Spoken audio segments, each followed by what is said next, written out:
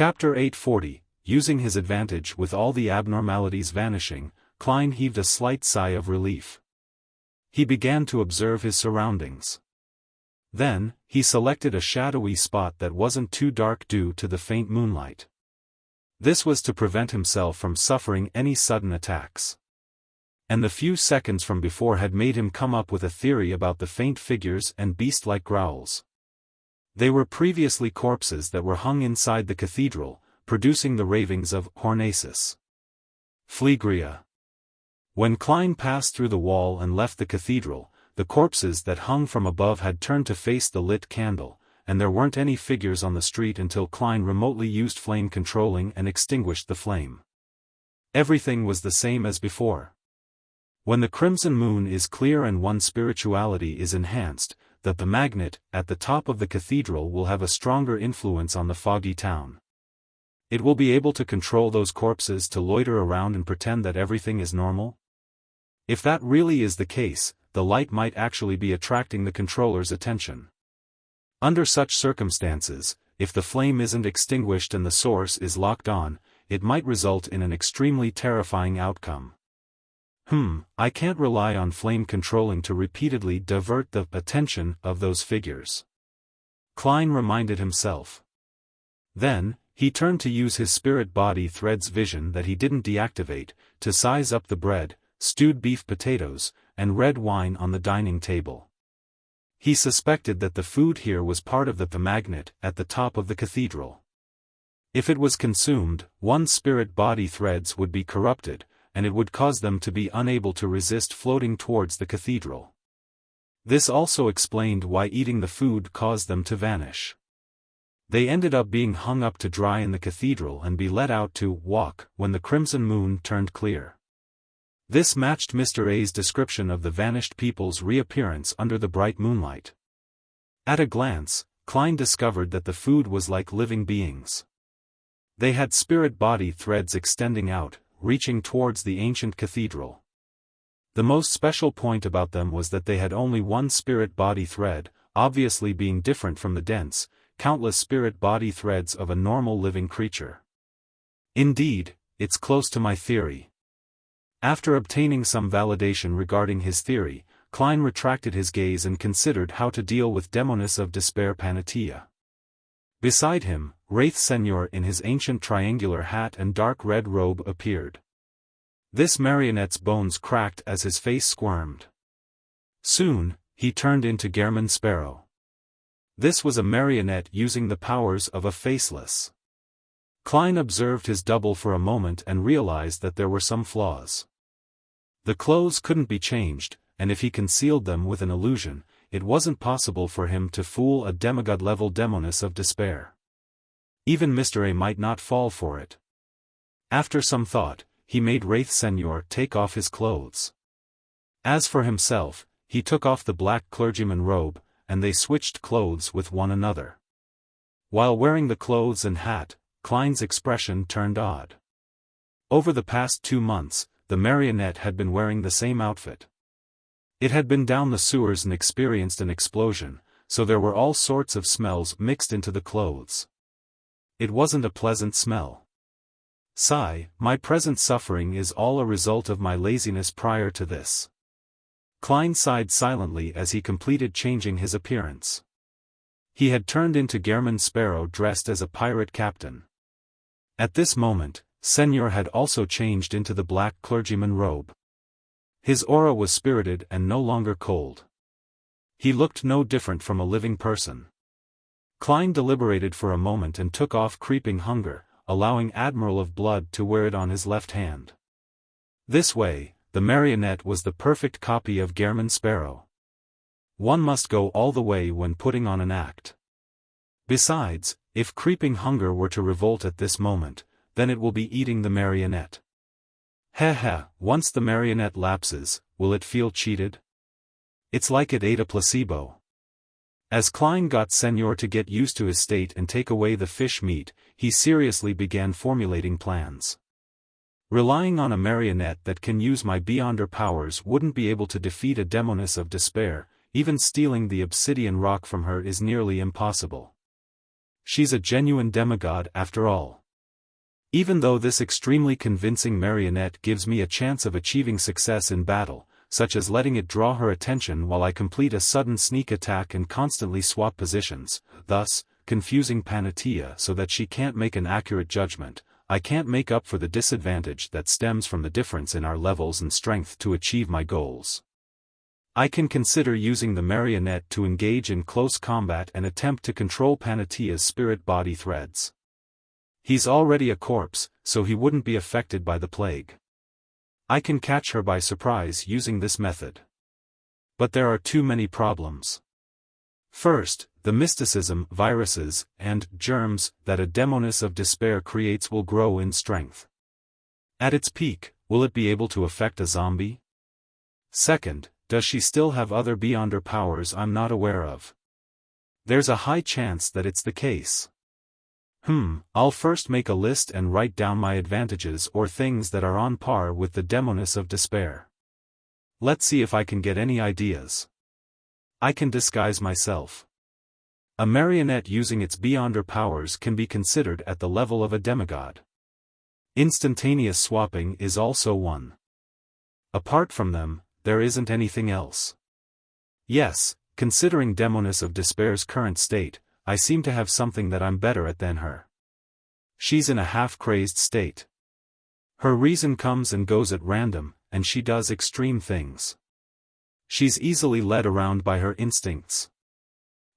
Although she's still good at incitement and allurement, that's an innate quality for catching prey.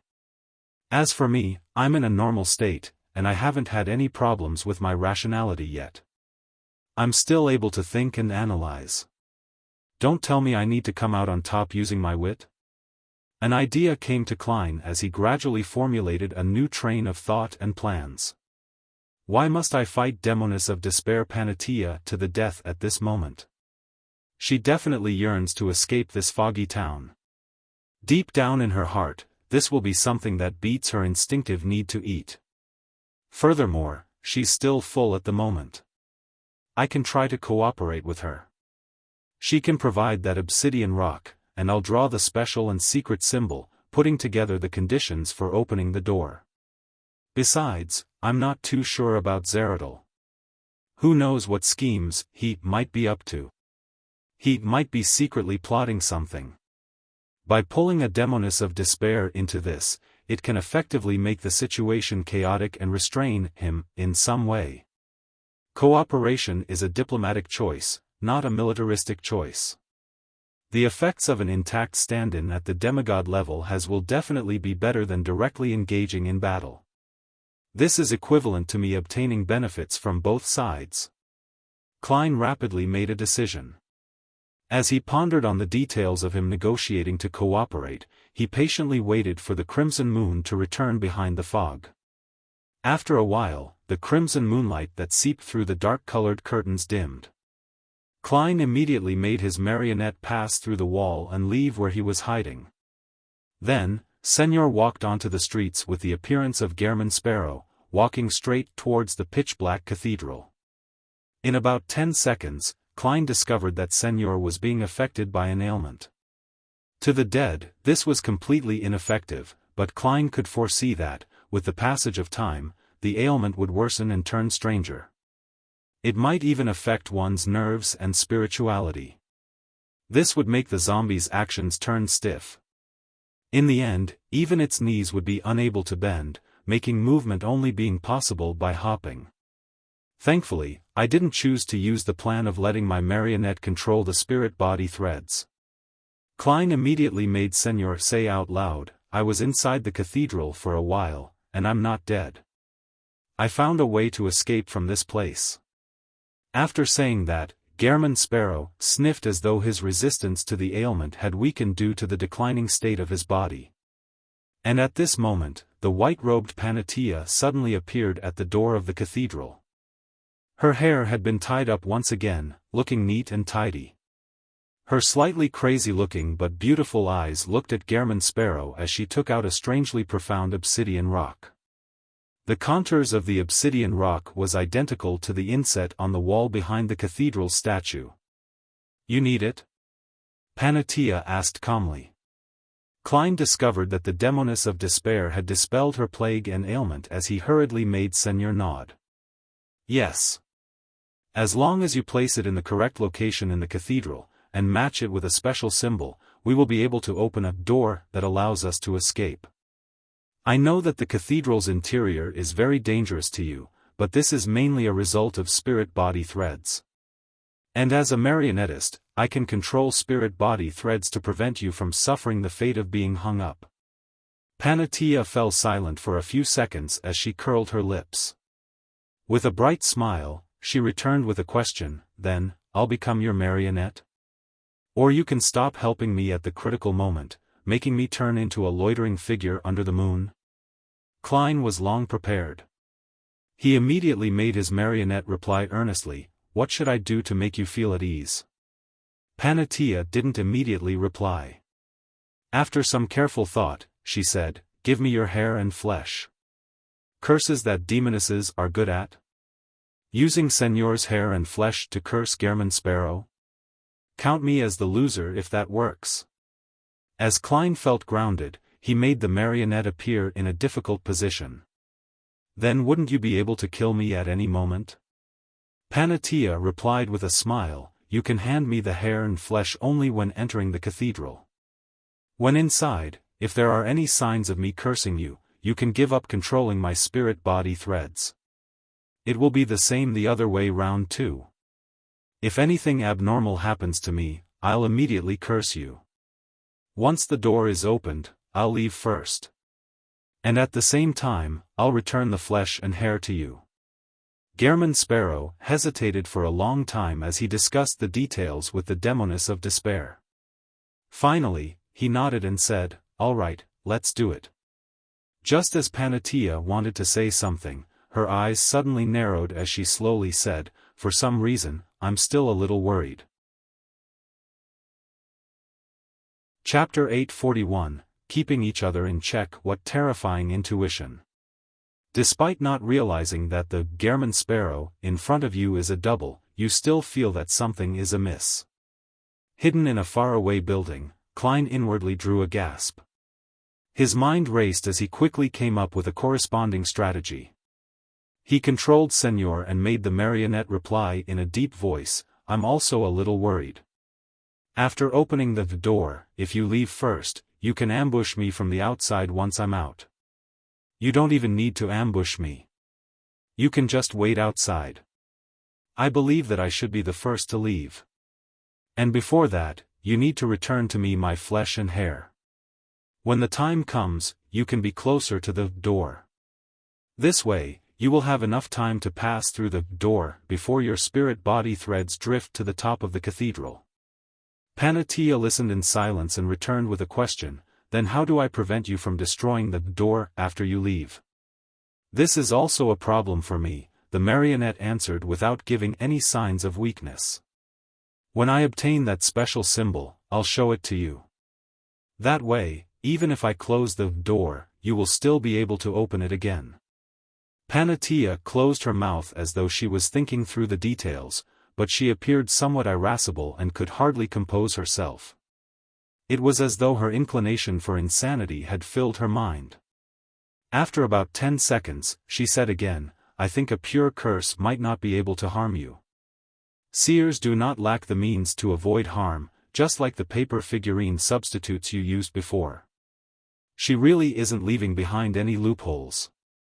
Thankfully, the person in front of you is a fake from top to bottom. As Klein lampooned, he made Seigneur take out one paper figurine after another. Then, he burned them all in front of the demoness of despair. I can't be sure that you haven't hidden one, Panatia said in suspicion, still somewhat neurotic. Gehrman Sparrow twitched the corners of his mouth in a deadpan manner and said, you can try divination. Aren't witches good at that? Panatia smiled impatiently and said, the spirit world cannot be communicated with in here, and my spirituality. She didn't finish her sentence as the look in her eyes turned somewhat dangerous. Klein knew what the demoness of despair was getting at. Her spirituality had been corrupted due to half a year of eating. It was somewhat chaotic and crazy, making it give unreliable answers, especially against a beyonder that was best at divination. The two reached a stalemate, momentarily unable to resolve the problem of trusting one another. At this moment, on the roof to the left, a hoarse and muffled voice sounded. "I can be your witness." Gehrman Sparrow and Panatia turned their heads at the same time and looked over. Mr. A's figure grew out from the shadows as he wore a blood-red hooded robe. "How will you bear witness?" Klein made Senor ask. Mr. A pulled down his hood and said with a deep chuckle, "I'll use flesh and blood magic to drill into your body and control your condition. Once you stop controlling the spirit-body threads, or if you try to use paper figurine substitutes, I'll immediately give a warning or attempt to stop you. Once that door you speak of opens, I'll leave your body and pass through the door before my spirit-body threads are affected. Do you think Gehrman Sparrow is an idiot?" Klein made his marionette curl his lips. "Based on what I know, rose bishops can hide in the bodies of others, but the host will immediately die once they leave. No, using that method is to evade investigations, therefore, there's a need to fuse with the host's flesh and blood. But there's no need to do so in this situation. I'll silently wait inside your stomach," Mr. A explained in detail. "No, it's not my stomach. It's Senor's stomach." Klein made Gehrman Sparrow take out a gold coin and pretend to attempt a divination. This crazy adventurer muttered under his breath as the gold coin in between his fingers was flipped. With a ping, the gold coin flew into the air and landed in his palm. Gehrman Sparrow carefully glanced at it. "From the looks of it, you aren't lying. However, you will have to leave my body before I show the special symbol to Lady Despair." If this wasn't done, Gehrman Sparrow might end up being murdered by their collusion. After all, if Panatia obtained the door-opening symbol while wielding the obsidian rock, given enough time, she didn't need to worry about any anomalies with her spirit-body threads. Then, she wouldn't need help from Gehrman Sparrow at all. Mr. A's existence was only to prevent the use of paper figurine substitutes. However, Gehrman Sparrow didn't need to be too worried if Mr. A came out ahead of time. He wasn't even afraid that Panatia would lose decorum after knowing the door-opening symbol, because if that happened, he could rely on paper figurine substitutes to avoid certain death. On the other hand, Panatia wouldn't carry out a pursuit in the cathedral. This was because she would end up being hung up with the passage of time, hence, she needed to seize the opportunity to escape immediately. Besides, there was no way to take the obsidian rock. Gehrman Sparrow would then have no chance of any subsequent escape attempts. Although the details of this plan were still flawed, it fully considered the situation of all three parties. Panatia raised her hand and grabbed at the hair that was sliding down her sideburns when she suddenly asked, "If I were to escape first, aren't you afraid that I'll ambush you?" This was also a problem that Gehrman Sparrow was previously worried about.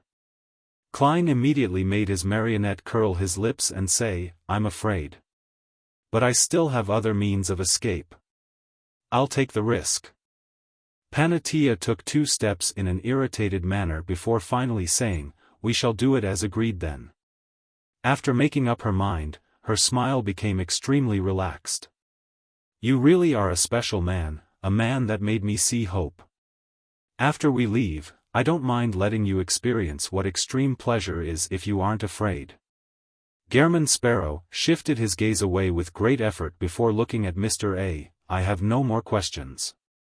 With the sound of howling wind, Mr. A flew down and landed not far from Gehrman Sparrow.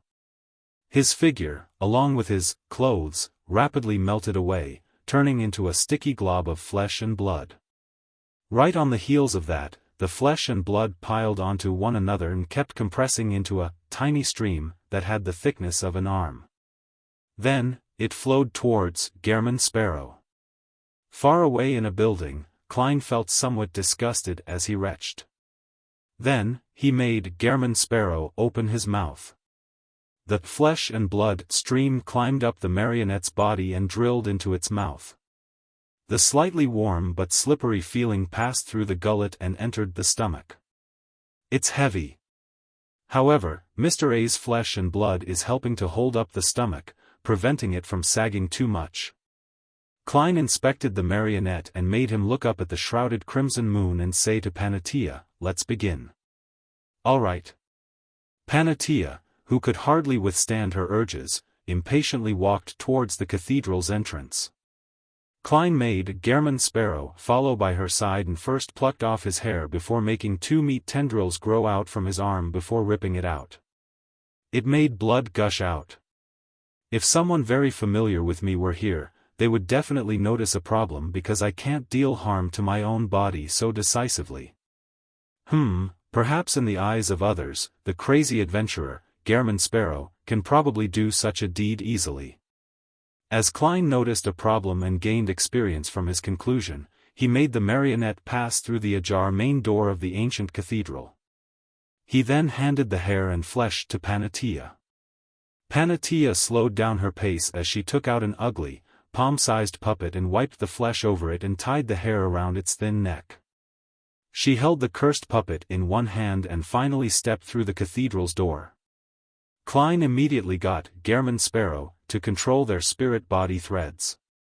As for Mr. A, as he had overlapped with the marionette, it wasn't too much of a hassle. Even I can do it. With the powers showcased by Zeradol, he totally has the capability to help Beyonders that are not from the seer pathway to resolve the loss of control over spirit-body threads in the cathedral. This way, as long as he wants the Demoness of Despair to enter, he could have opened the door a long time ago. Why didn't he do it?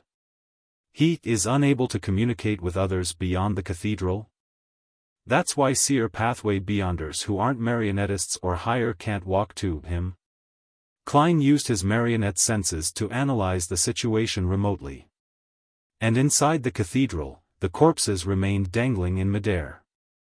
Their heads were bowed and their eyes were rolled back.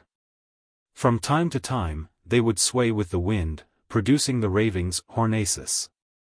Phlegria, when Panatia saw this scene, her body instantly stiffened, but she quickly composed herself. Together with German Sparrow, they walked under the gazes of the hanged. Before long, they saw the pitch-black altar and the statue of the ancient god's descendant. Zeradol remained sitting diagonally behind the statue, wearing a hood and sporting a white beard. When German Sparrow and Panatia approached, he slowly lifted his head and chuckled. Very good. Beyonders from the seer pathway need to know how to use their brain and not always think of fighting. He seemed to have foreseen that all of the paper figurines of German Sparrow would be destroyed. He directly reached out his wrinkled palm and grasped at something. His grab pulled out a yellowish-brown goatskin and a quill filled with ink and a bottle of ink. This made Panatia involuntarily twitch her brows. Zeradol picked up the quill and scribbled words and symbols before rolling it up and handing it to German Sparrow. That's the door-opening symbol, as well as the Bizarro Sorcerer Potion formula you want. They can only last for 45 minutes and cannot be taken out. Klein avoided the Demoness of Despair and unfolded the goatskin, allowing the potion formula and the door-opening symbol to appear before his eyes. Suddenly, his pupils constricted and nearly froze. The door-opening symbol and the symbol provided by the Antigonus family's notebook via the misfortune cloth puppet were mostly the same. It was a vertical eye made up of many mysterious labels. However, there were tiny differences in the details. A crescent pattern had switched spots with a dotted line label. Chapter 842, Behind the Door. At that instant, the first thought that surfaced in Klein's mind was, as expected, Zeradol has a ploy. Right on the heels of that, he was thankful that he had obtained the correct door-opening symbol from the Antigonus family's notebook ahead of time. With this newfound confidence, he didn't panic and become at a loss. Zeradol returned the quill and ink bottle to the past, and he lifted his head. Scanning German Sparrow and Panatia, he said with a sigh, all the conditions are in place. You can now open the door." Upon saying that, he fixed his gaze on Gehrman Sparrow and chuckled. "Don't forget to take my urn with you." Just as he said that, his entire body suddenly crumbled into countless points of light and scattered into the surroundings, fusing into the void. It was as though he had long rotted and turned to dust. Left in the spot where he was sitting, there was a tin urn. Its surface had ancient patterns that didn't look anything special. Klein made Gehrman Sparrow take 2 steps forward, bend down, and pick up the tin urn. He found it heavy, nothing like something that was fake. He used the hand holding the goatskin to open the lid and saw that it was filled with grayish-white powder and particles. It didn't have a lustrous glow. It really is just ordinary ashes. Then who helped cremate Zeradol? He cremated himself? After Gehrman Sparrow closed the lid, he casually used this goatskin-wielding hand to take out a piece of flesh from a pocket and swallowed it. Panatia noticed this action as she squinted her eyes at him as though she was asking what he was doing. Klein stuffed the fish into the marionette's mouth as he deliberately adjusted his breathing and said, "I'm a little nervous. I'm not sure if this door-opening symbol works." Panatia had already confirmed that he was eating ordinary fish meat. Although it looked somewhat disgusting, the half-crazy her had lacked the patience to make a further distinction. She moved her gaze away and looked at the urn and smiled. "If it's useless, we can share it.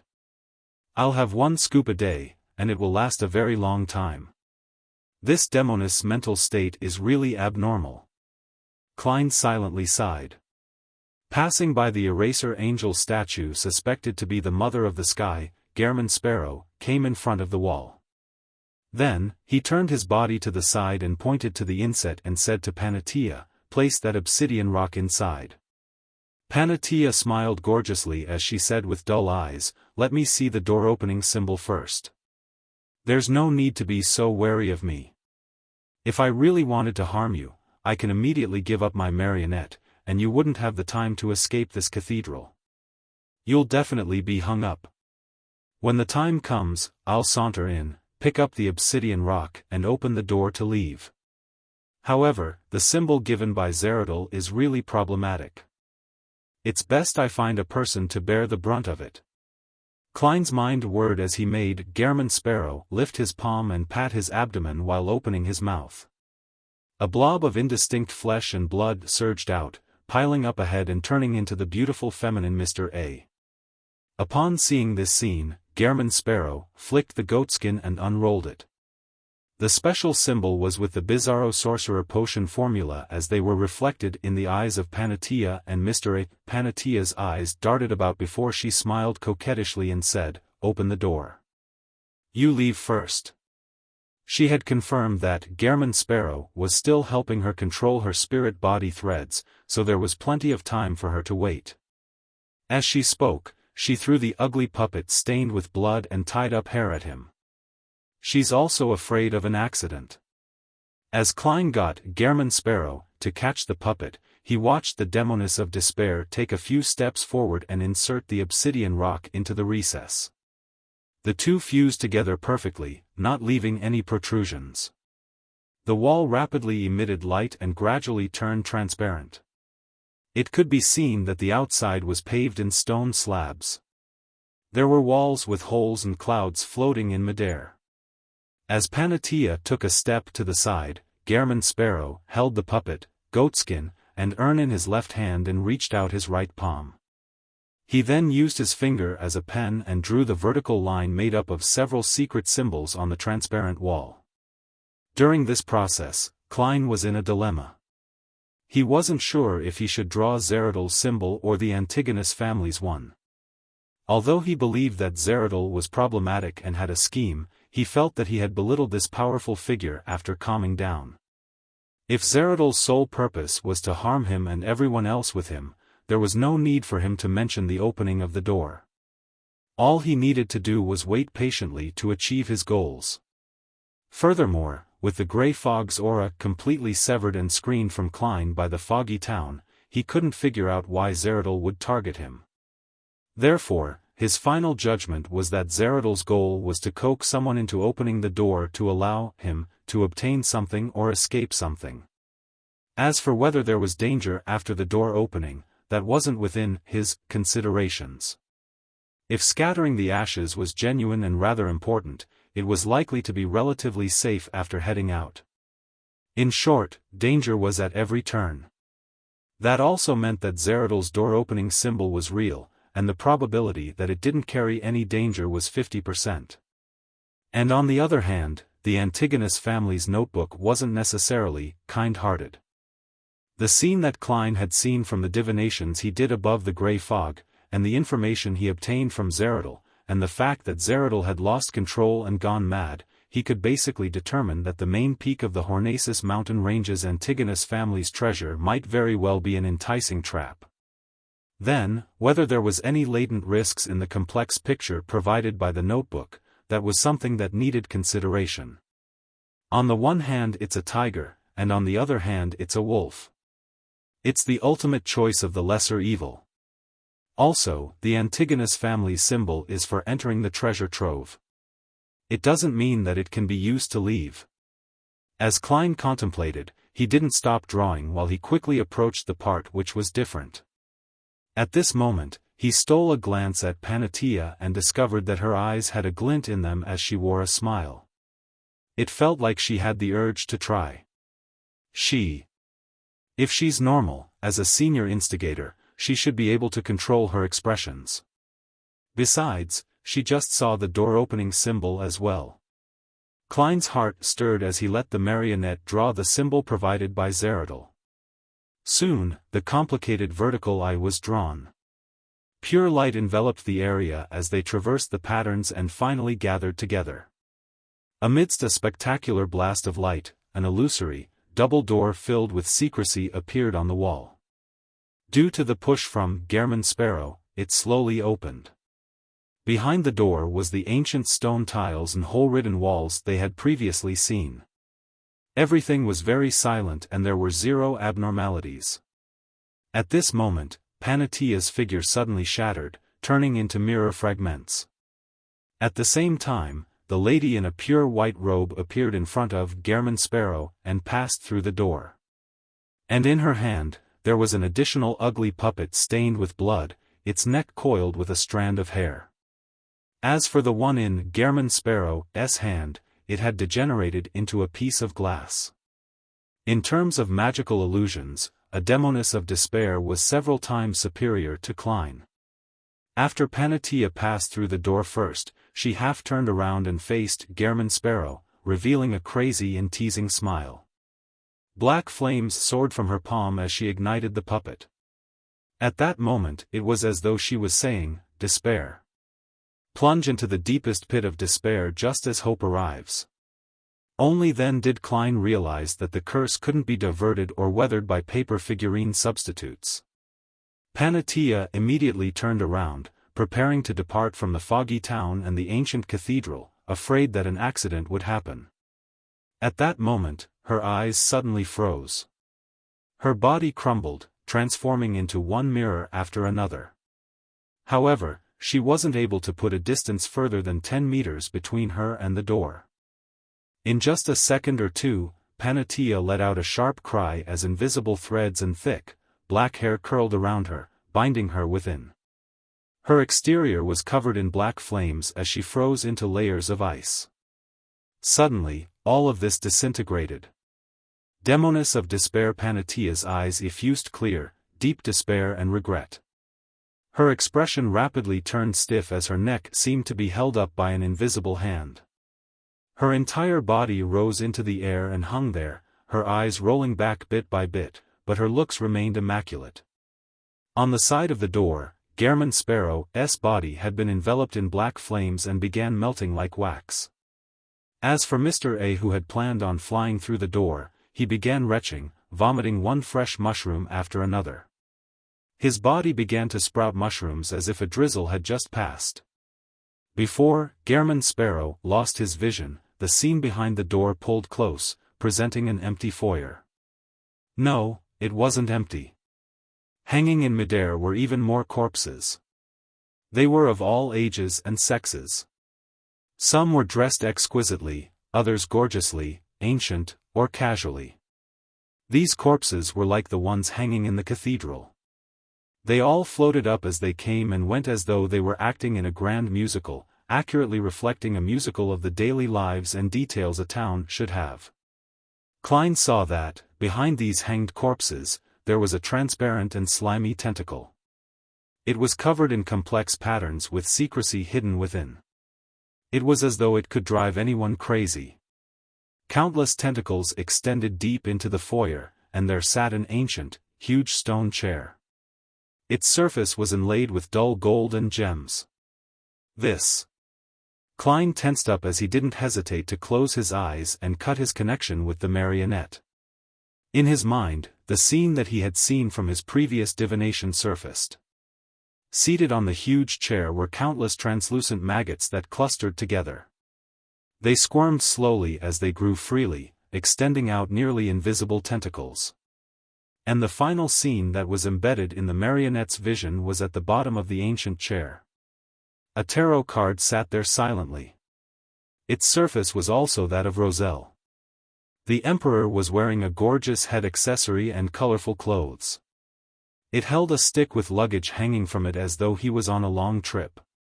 He had a visionary look, and beside him was a puppy.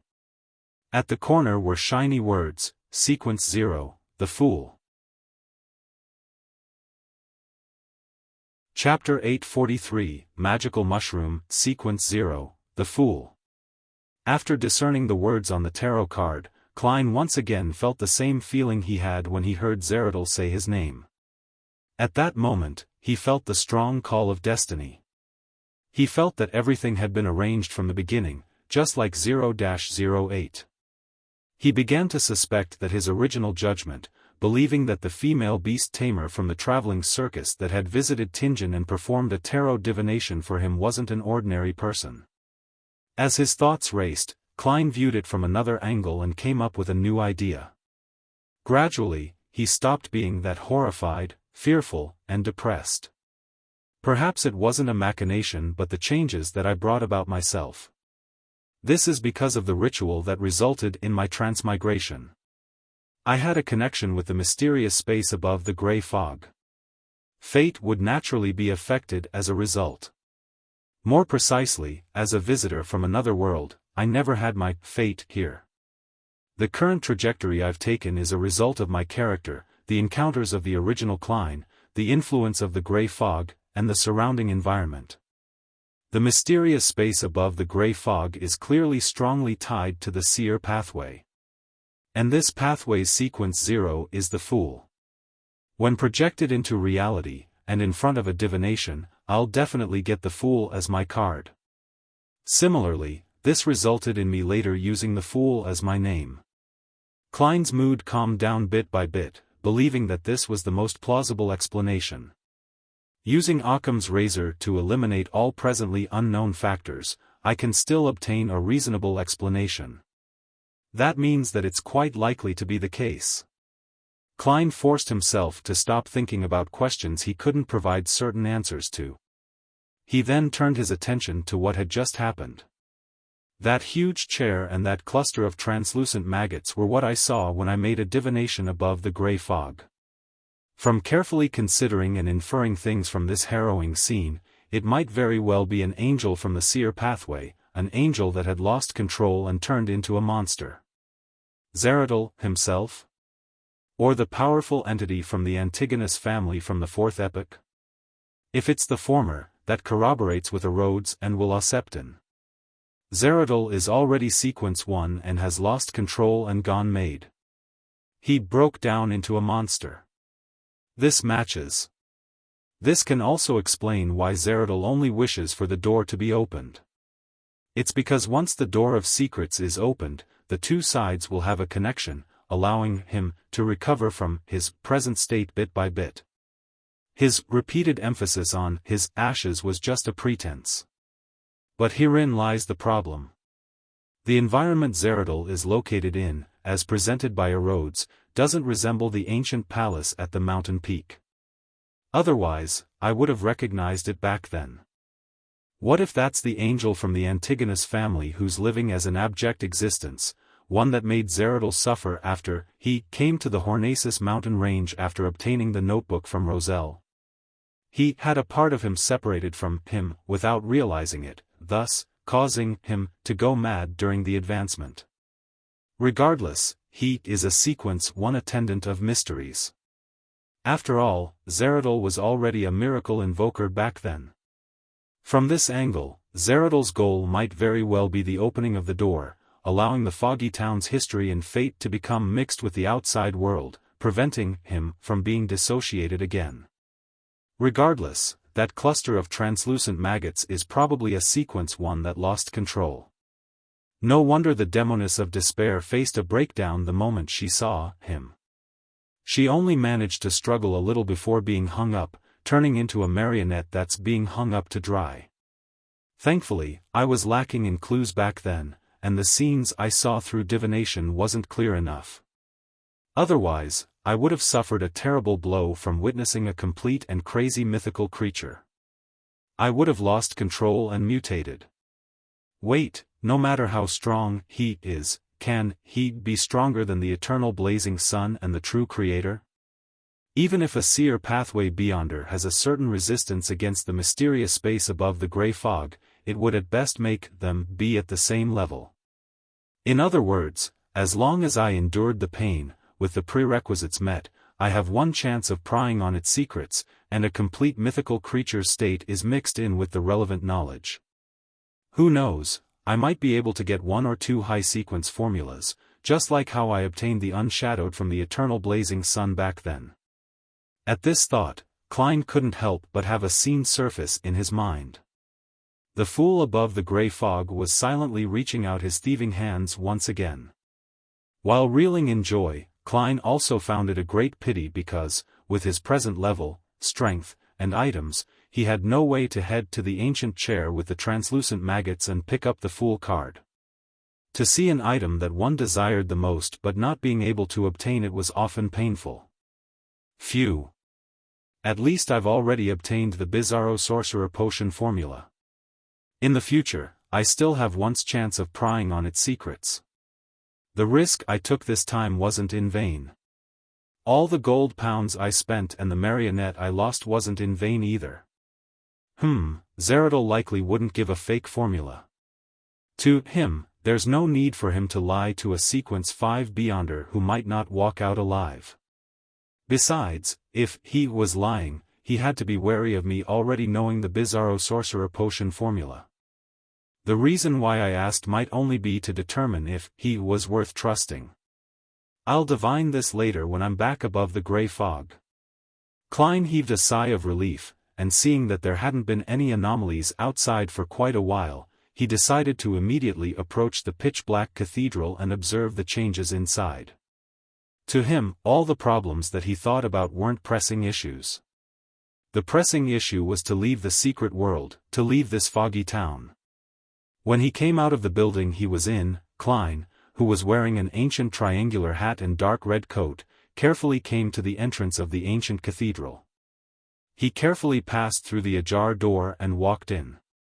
The corpses that looked and dressed differently were no different from before. They remained hanging in midair, swaying with the wind and producing the ravings of Hornacis. Fleegria, Klein walked under them as his eyes got accustomed to the dim environment, allowing him to see more. The half-demonic wolf and half-human statue was still standing there without any signs of damage. The obsidian rock and the tin urn were behind the statue without any signs of cracking. Klein first heaved a sigh of relief as he began to observe his surroundings when his gaze froze. In a dark corner stood a gigantic mushroom taller than he was. The mushroom's cap had scarlet red like blood with interspersed white patterns. Its body was formed out of similar tiny mushrooms. Their patterns drew out a face, Mr. A's face. However, Mr. A's eyes were blank. It didn't have the glint that one would call human. There were mushrooms growing from both sides of the stem, forming into long arms. And on the left palm was a thin human-skinned glove. Both parties had seemed to fuse as one. What kind of abomination is that? Klein involuntarily took a step back. He found his knowledge and mysticism completely lacking at that moment in time. He began taking actions to protect himself. While doing so, having not deactivated his corresponding visions, he discovered that the terrifying mushroom didn't have any spirit-body threads.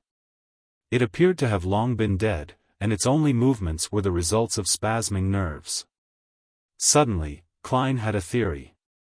Mr. A, who had been infested with mushrooms, didn't manage to escape in time and had seen the cluster of translucent maggots. He had seen a complete mythical creature, causing his mind to instantly die as his body collapsed completely. This also resulted in a terrifying mutation. It then merged with Senor, who had disintegrated from the curse, becoming a never-seen-before mushroom monster. Also, creeping hunger has been swallowed. This mushroom is really disgusting. I'll throw Frank into the sea if he ever mentions mushrooms again. Klein's eyes darted around slightly as he subconsciously headed for the obsidian rock. He planned on ignoring the mushroom and first escape. At this moment, he found his mind turning adrift. Everything around him seemed to turn into a blur. Suddenly, Klein realized that he was being forcefully pulled into a dream. He immediately escaped the dream and saw the nearly 2-meter-tall mushroom sliding over slowly. In its hand was a great sword that was a combination of scarlet magma and blue-hot flames. It can use sword of lava. Klein didn't hesitate as he opened his mouth and let out a sound, bang. The extremely penetrative air bullet hit the mushroom, who had slowed down due to it being engaged in controlling dreams. The bullet drilled through its cap, tearing open a huge wound. Underneath the wound was human flesh and tiny spores. They quickly squirmed and restored the body. To think that's possible. Klein felt a strong sense of danger as he hurriedly lunged to the side, rolling several times in the process. The mushroom sped up suddenly as the sword of lava in its hand dragged scarlet and blue flames, cleaving down at the spot Klein had been standing at. It caused the floor tiles to rupture as flames scattered. At this moment, Klein snapped his fingers, igniting the tiny mushrooms that formed the monster. Then, he ran towards the back of the statue in an attempt to obtain the obsidian rock. But finding his thoughts go adrift for a moment, Klein realized that he was going in the wrong direction. He was rushing towards the entrance. It can distort my will? Klein's heart tightened as he noticed through the corner of his eye that the surface of the gigantic mushroom was covered in a layer of frost. The frost had extinguished the soaring scarlet flames. As his thoughts raced, Klein ran towards the door and snapped his fingers, igniting the tree leaves outside. In situations with zero understanding about his enemy, and him having not made any preparations, he believed that a magician had to choose to retreat and avoid dangers for the time being. More importantly, his strongest marionettist powers were useless because the gigantic mushroom didn't have any spirit body threads. Scarlet flames soared up like water, enveloping Klein's body. He quickly appeared in the flames outside as he jumped towards the ground. He was just about to distance himself when he heard a howling wind. The red-capped mushroom had come out of the cathedral with the auspices of a strong gust of wind. It can even fly. Klein snapped his fingers, using flaming jump to open up a gap. Meanwhile, he discovered his nose was itching as he wanted to sneeze. I'm also sick. How am I supposed to fight? I don't have any mystical items, and I haven't been able to fully express my strengths as a marionettist.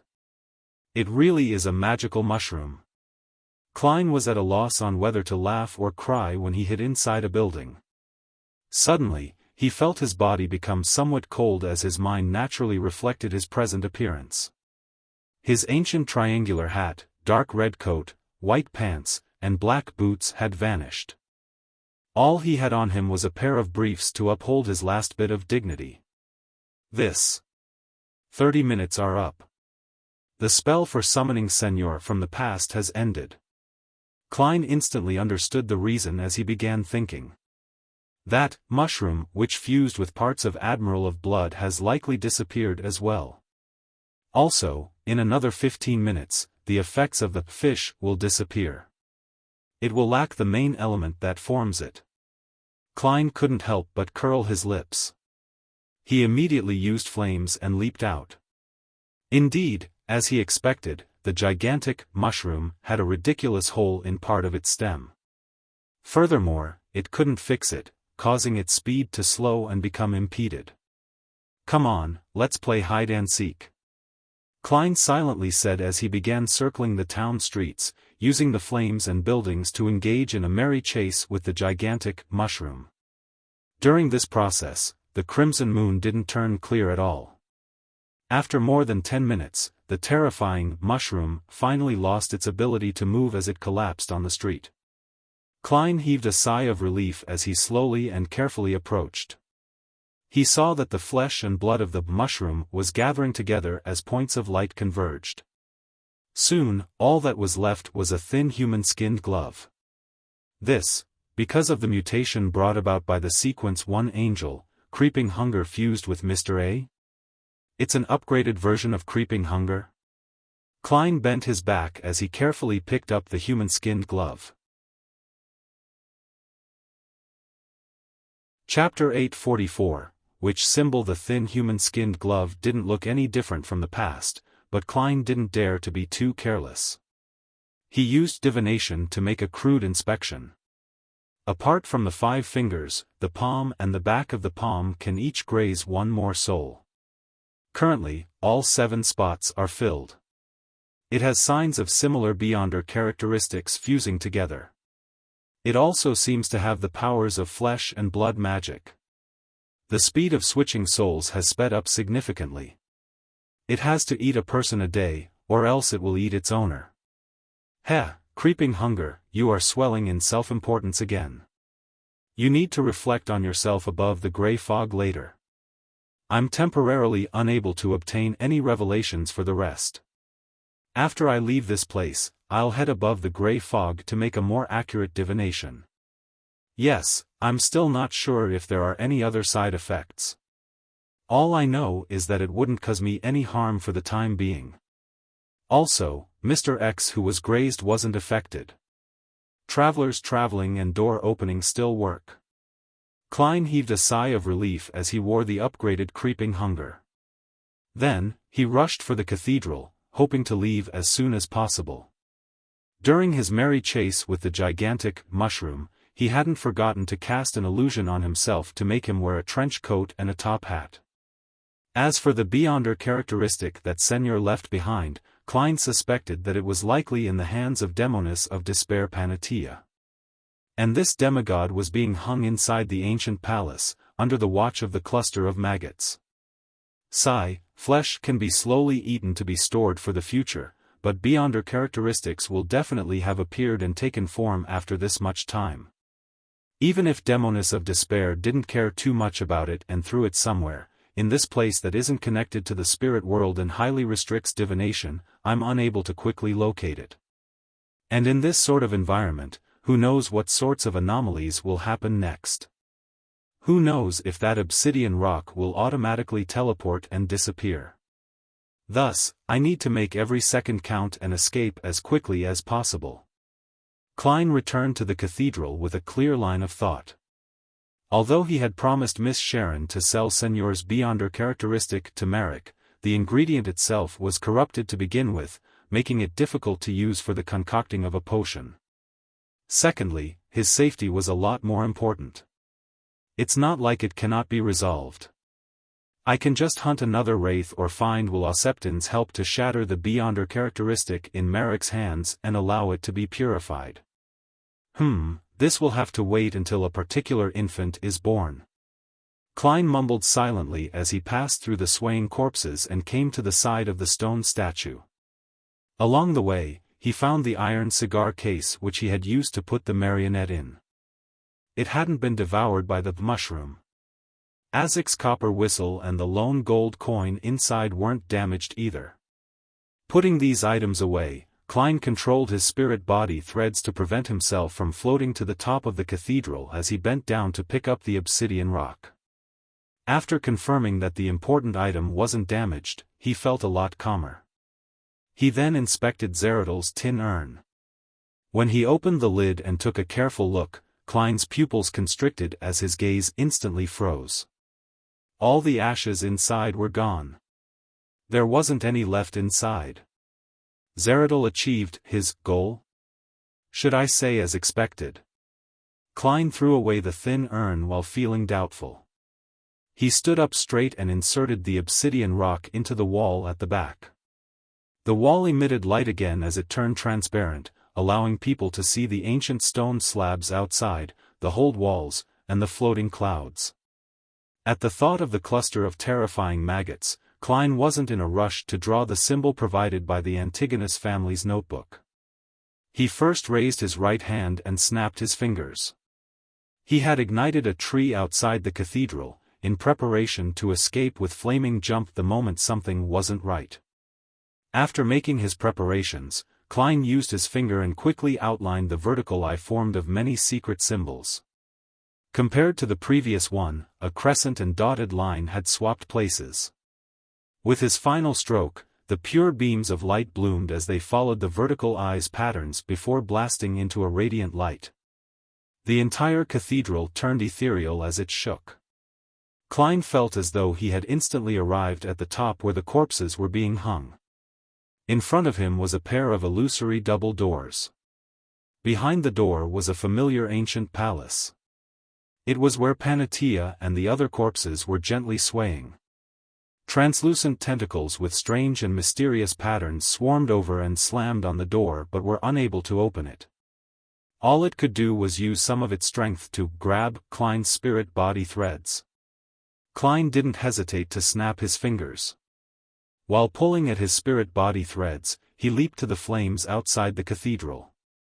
Right on the heels of that, he snapped his fingers repeatedly and flashed away, escaping to the farthest point of the foggy town. After the ethereal feeling of the pitch-black cathedral vanished, Klein paused and frowned. That also leads to the palace with the rampaging angel. The symbol provided by the Antigonus family's notebook is as much of a trap as Zeradol's was. However, this symbol only seems capable of triggering the door to escape, but it's unable to open it. Otherwise, I might not have been able to escape. It's the symbol for entry, while Zeradol's one was for exiting? What should I do? How do I leave? Klein subconsciously surveyed the ghastly silent town which was shrouded in fog, and he forced himself to calm down. He began to think about how he could escape. Perhaps that's not the only wall that allows me to leave, but it's unlikely. All these years, there have been batches of people coming to the foggy town. If there are any clues outside the cathedral, they should have long found it. Try another symbol? What should I try? Klein fell into deep thought as he analyzed the intricacies to see if he could be inspired. This place is related to the nation of the Evernight and the Antigonus family. As for the monster on the huge throne in the ancient palace, it's definitely a rampaging angel from the seer pathway, regardless of his identity. Zeradol, who's also involved in this matter, is similarly an angel of the seer pathway. The Antigonus family's notebook which provided the symbol is also directly tied to this pathway. Therefore, the correct door-opening symbol is likely related to the seer pathway. Sequence 0 of the seer pathway is likely called the Fool. This can be initially confirmed, otherwise, that owner of the card of blasphemy wouldn't have been lured to the main peak of the Hornacis mountain range and become a hanger. The Fool. The Fool. As he ruminated over the word, Klein suddenly thought of himself. He thought of the mysterious symbol behind his high-back chair that represented himself above the gray fog. Perhaps I can give it a try? Klein pondered for a few seconds before deciding to make a bold attempt. After all, he was temporarily out of ideas. He returned to the spired cathedral, and under the gaze of the hanged corpses, he walked to the wall behind the statue and picked up the obsidian rock that had fallen once again. After the obsidian rock was inserted, the door rapidly turned transparent. As Klein snapped his fingers to light another tree, he took a deep breath. He drew the fool's symbol that was made up of the pupil-less eye and the partially contorted lines. Soon, he completed the symbol as he found himself feeling anxious. But this time, nothing happened to the transparent door. It doesn't work. Klein's expression turned wry as he suspected that he would be trapped in there, engaging in murderous battles with beyonders who later entered, doing so until he starved to death or was eaten. He shook his head to dispel his emotions of despair. He began running through ideas in search of other clues. This place is related to the nation of the Evernight and is related to the Antigonus family, and they were obliterated by the Church of Evernight.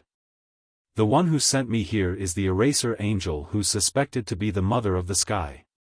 She was active in the basement of the Church of Evernight's St. Samuel Cathedral.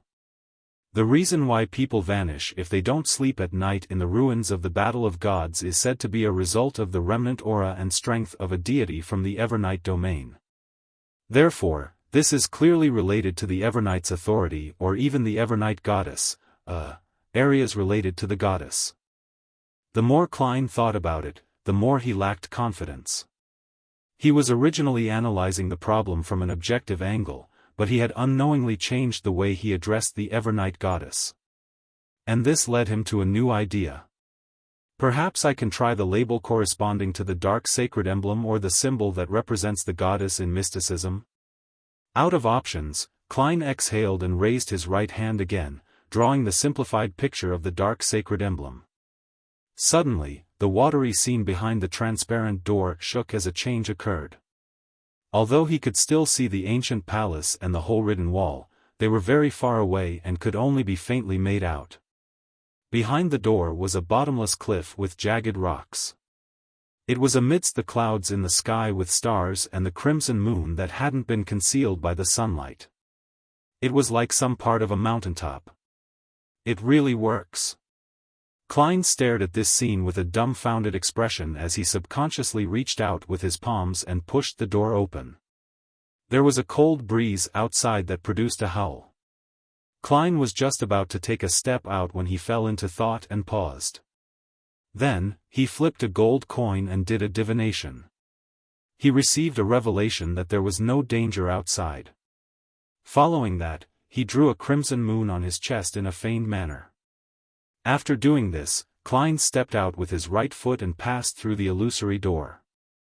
His vision went dark as he saw an endless night and resplendent stars.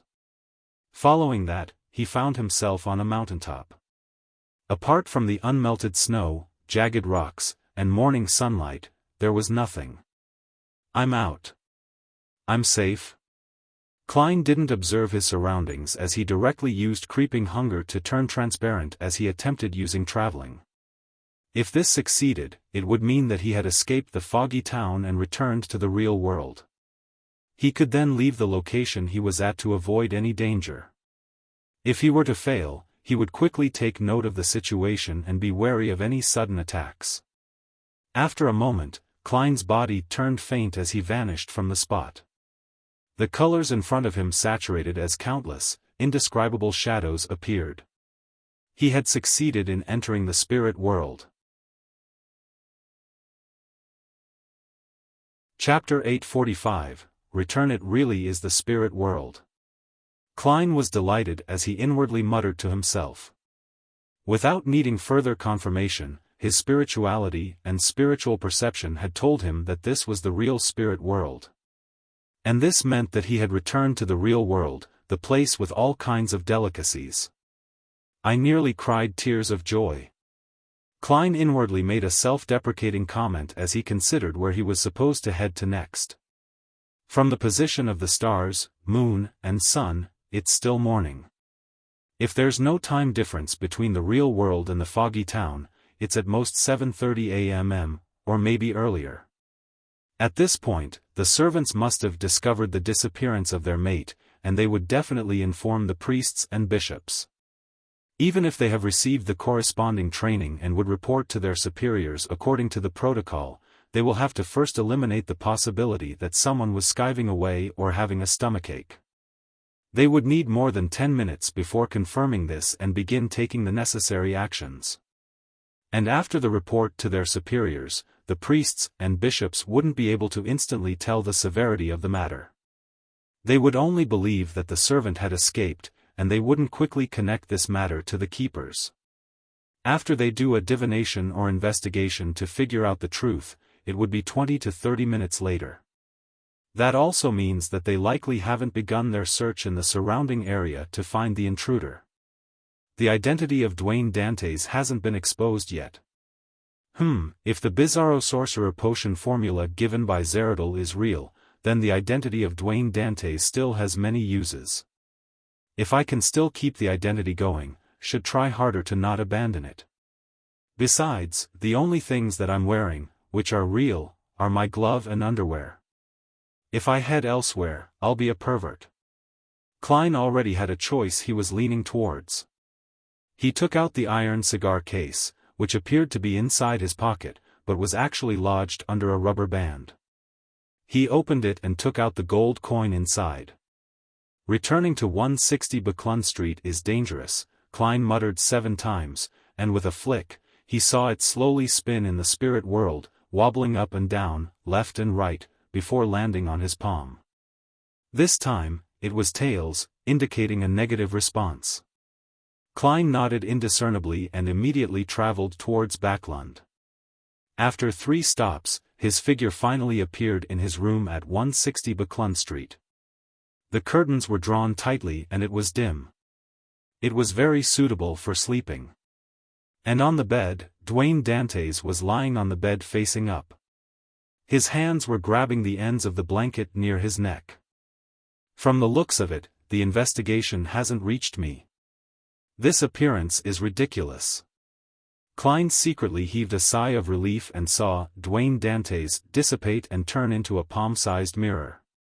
Water ripples appeared on the mirror's surface as silver light bloomed and turned into Loanese text, "Exalted Great Master, did you encounter something? Your loyal and humble servant, Rhodes, failed to sense you before." It wasn't anything important, Klein answered perfunctorily. This made him confirm that Rhodes was unable to pry into the secrets that happened in the foggy town. After all, this fellow was able to present the environment where the rampaging Zeradol was. It really is related to the authorities of a deity? Klein's mind stirred as he asked, "Did anyone look for me?" "No, no one came to disturb you." The silver on the mirror's surface changed and produced new words.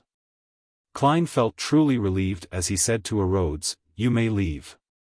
I'll summon you again if needed." "All right, Master."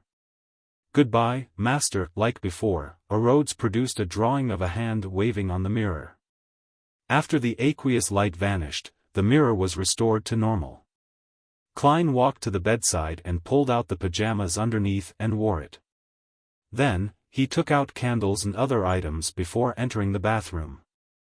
He set up a sacrificial ritual, preparing to send Creeping Hunger, Azek's copper whistle, the iron cigar case, and the various mysticism materials above the gray fog to avoid any investigations he might face. After doing all of this, Klein didn't delay and sat at the fool's seat. He conjured the Bizarro Sorcerer's potion formula in front of him. Sequence 4, Bizarro Sorcerer. Main ingredient, Bizarro Bane's main eye, the true soul body of a spirit world plunderer. Supplementary ingredients, 200 milliliters of a Bizarro Bane's blood, 30 grams of a spirit world plunderer, 10 grams of red hair birch bark. 1 segment of golden grapevines, fingernail-sized self-made rubber mask. Advancement ritual, relying on one's strength and strategy, orchestrate a grand performance before many spectators to kill a beyonder creature at the level of a demigod. Then, at the end of the performance, consume the potion. Klein didn't consider what this ritual actually meant. Beneath the potion formula, he wrote a corresponding statement. Following that, he summoned a spirit pendulum from the junk pile. Holding it in his left hand, he began a divination. Before long, Klein opened his eyes and saw the dangling topaz rotating clockwise. This meant that the Bizarro Sorcerer potion formula he had was genuine. Phew. Klein exhaled as he took the opportunity to determine what kind of changes Creeping Hunger had experienced, as well as what the various negative side effects were. After a dream divination and several direct attempts, he figured out the exact situation in less than 2 minutes. Creeping hunger could now graze 7 souls. During each grazing process, it could obtain 2 or 3 beyonder powers. One of them can be chosen by the wearer. There are currently 8 souls inside creeping hunger. The others completely dissipated from the mutation brought about by the attendant of mysteries. And due to the excessive number of souls, it caused a congestion, making some of the powers unusable. 1 soul needs to be released to restore it back to normal. At present, the first of the 8 souls is Baron of Corruption, which is Wormtongue Mither. He fused with the beyonder characteristics of the same pathway that Mr. A had grazed. Apart from distortion and bribe, weaken, there's another area of effect beyonder power called corrosion. It can turn the hearts of people within 10 meters dark and greedy, making them make irrational choices. The second is Desire Apostle Curtius. He fused with Mr. A's Devil and replaced Danger Premonition, which requires advanced activation before being useful, with Sulfur Fireball. And Language of Foulness, Slow and Sword of Lava have been enhanced. Third is Traveler, Mr. X Louis Veen. He fused with Mr. A's Scribe. While keeping traveling and door opening, it has obtained the beyonder power of record. However, there's a change. It's unable to record ordinary beyonder powers, and it can only be used against targets at the demigod level. The chance of success has been increased. Although it's still very troublesome, 8 times or so would be needed as long as I'm not too unlucky. In addition, it cannot record more than 2 demigod level beyonder powers, and cannot exceed sequence 3. Fourth is Zombie Mavati. There hasn't been any change.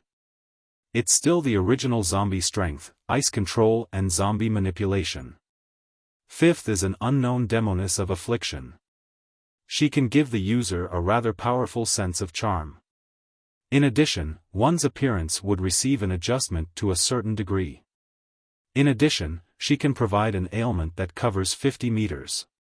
Creatures within that range will slowly be infected, and the effects slowly become severe. In the beginning, it might be oversensitive skin, a cold, or a fever. But 20 to 30 seconds later, it might very well turn into serious illnesses like pneumonia. After 2 or 3 minutes, one can suddenly suffer cardiac arrest or a brain aneurysm. Sixth is an unknown Wind-Blessed. There are 3 beyonder powers, short distance flight, dive, and water control.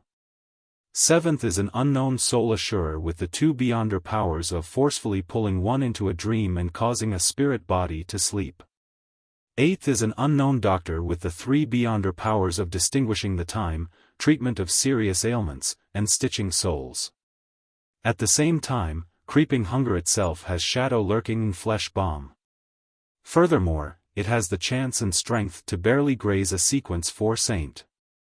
It has instantly become so much stronger. As Klein was secretly delighted, he also frowned at the negative side effects. Now, creeping hunger had to eat a living person every day, otherwise it would devour the wearer. At the same time, it would praise the true creator from time to time in the wearer's mind. It would bring about chaotic thoughts and a headache. Apart from those 2, it was also still afraid of mushrooms. No powers could be used if mushrooms appeared within 5 meters of it. To randomly praise the true creator is really troublesome. Same for eating a living person every day. I'll first throw it above the gray fog and let it calm down for a few days. Perhaps there might be some changes. If that really doesn't work, I can only write to Mr. Azek. Klein quickly made up his mind and didn't hesitate to release the Soul Assurer's soul. He also planned on swapping the Wind-Blessed and Doctor later. The Demoness of Affliction depended on the circumstances. To the side of the bronze table, the Soul Assurer's spirit surfaced.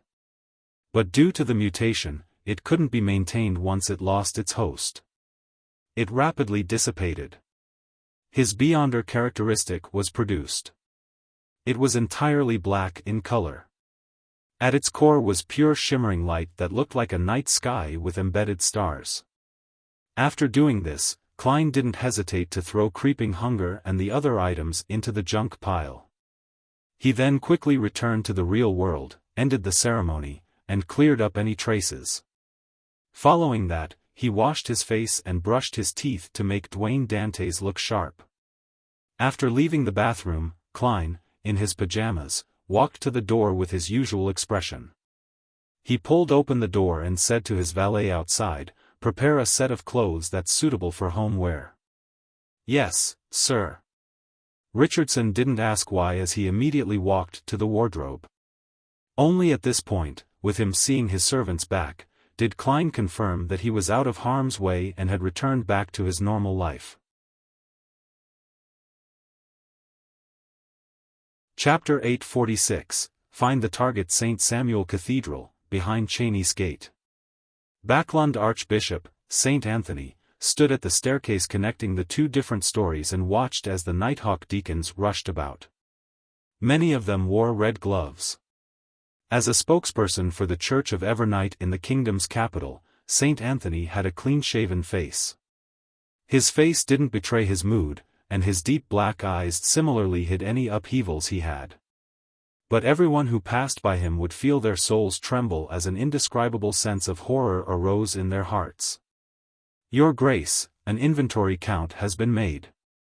None of the mysticism ingredients are missing, including the potion main ingredients and beyonder characteristics. Your Grace, all the potion formulas are in their original locations. It can be preliminarily determined that no one had gone through them in the last 8 hours. Your Grace, all of the prisoners imprisoned on the first level are accounted for.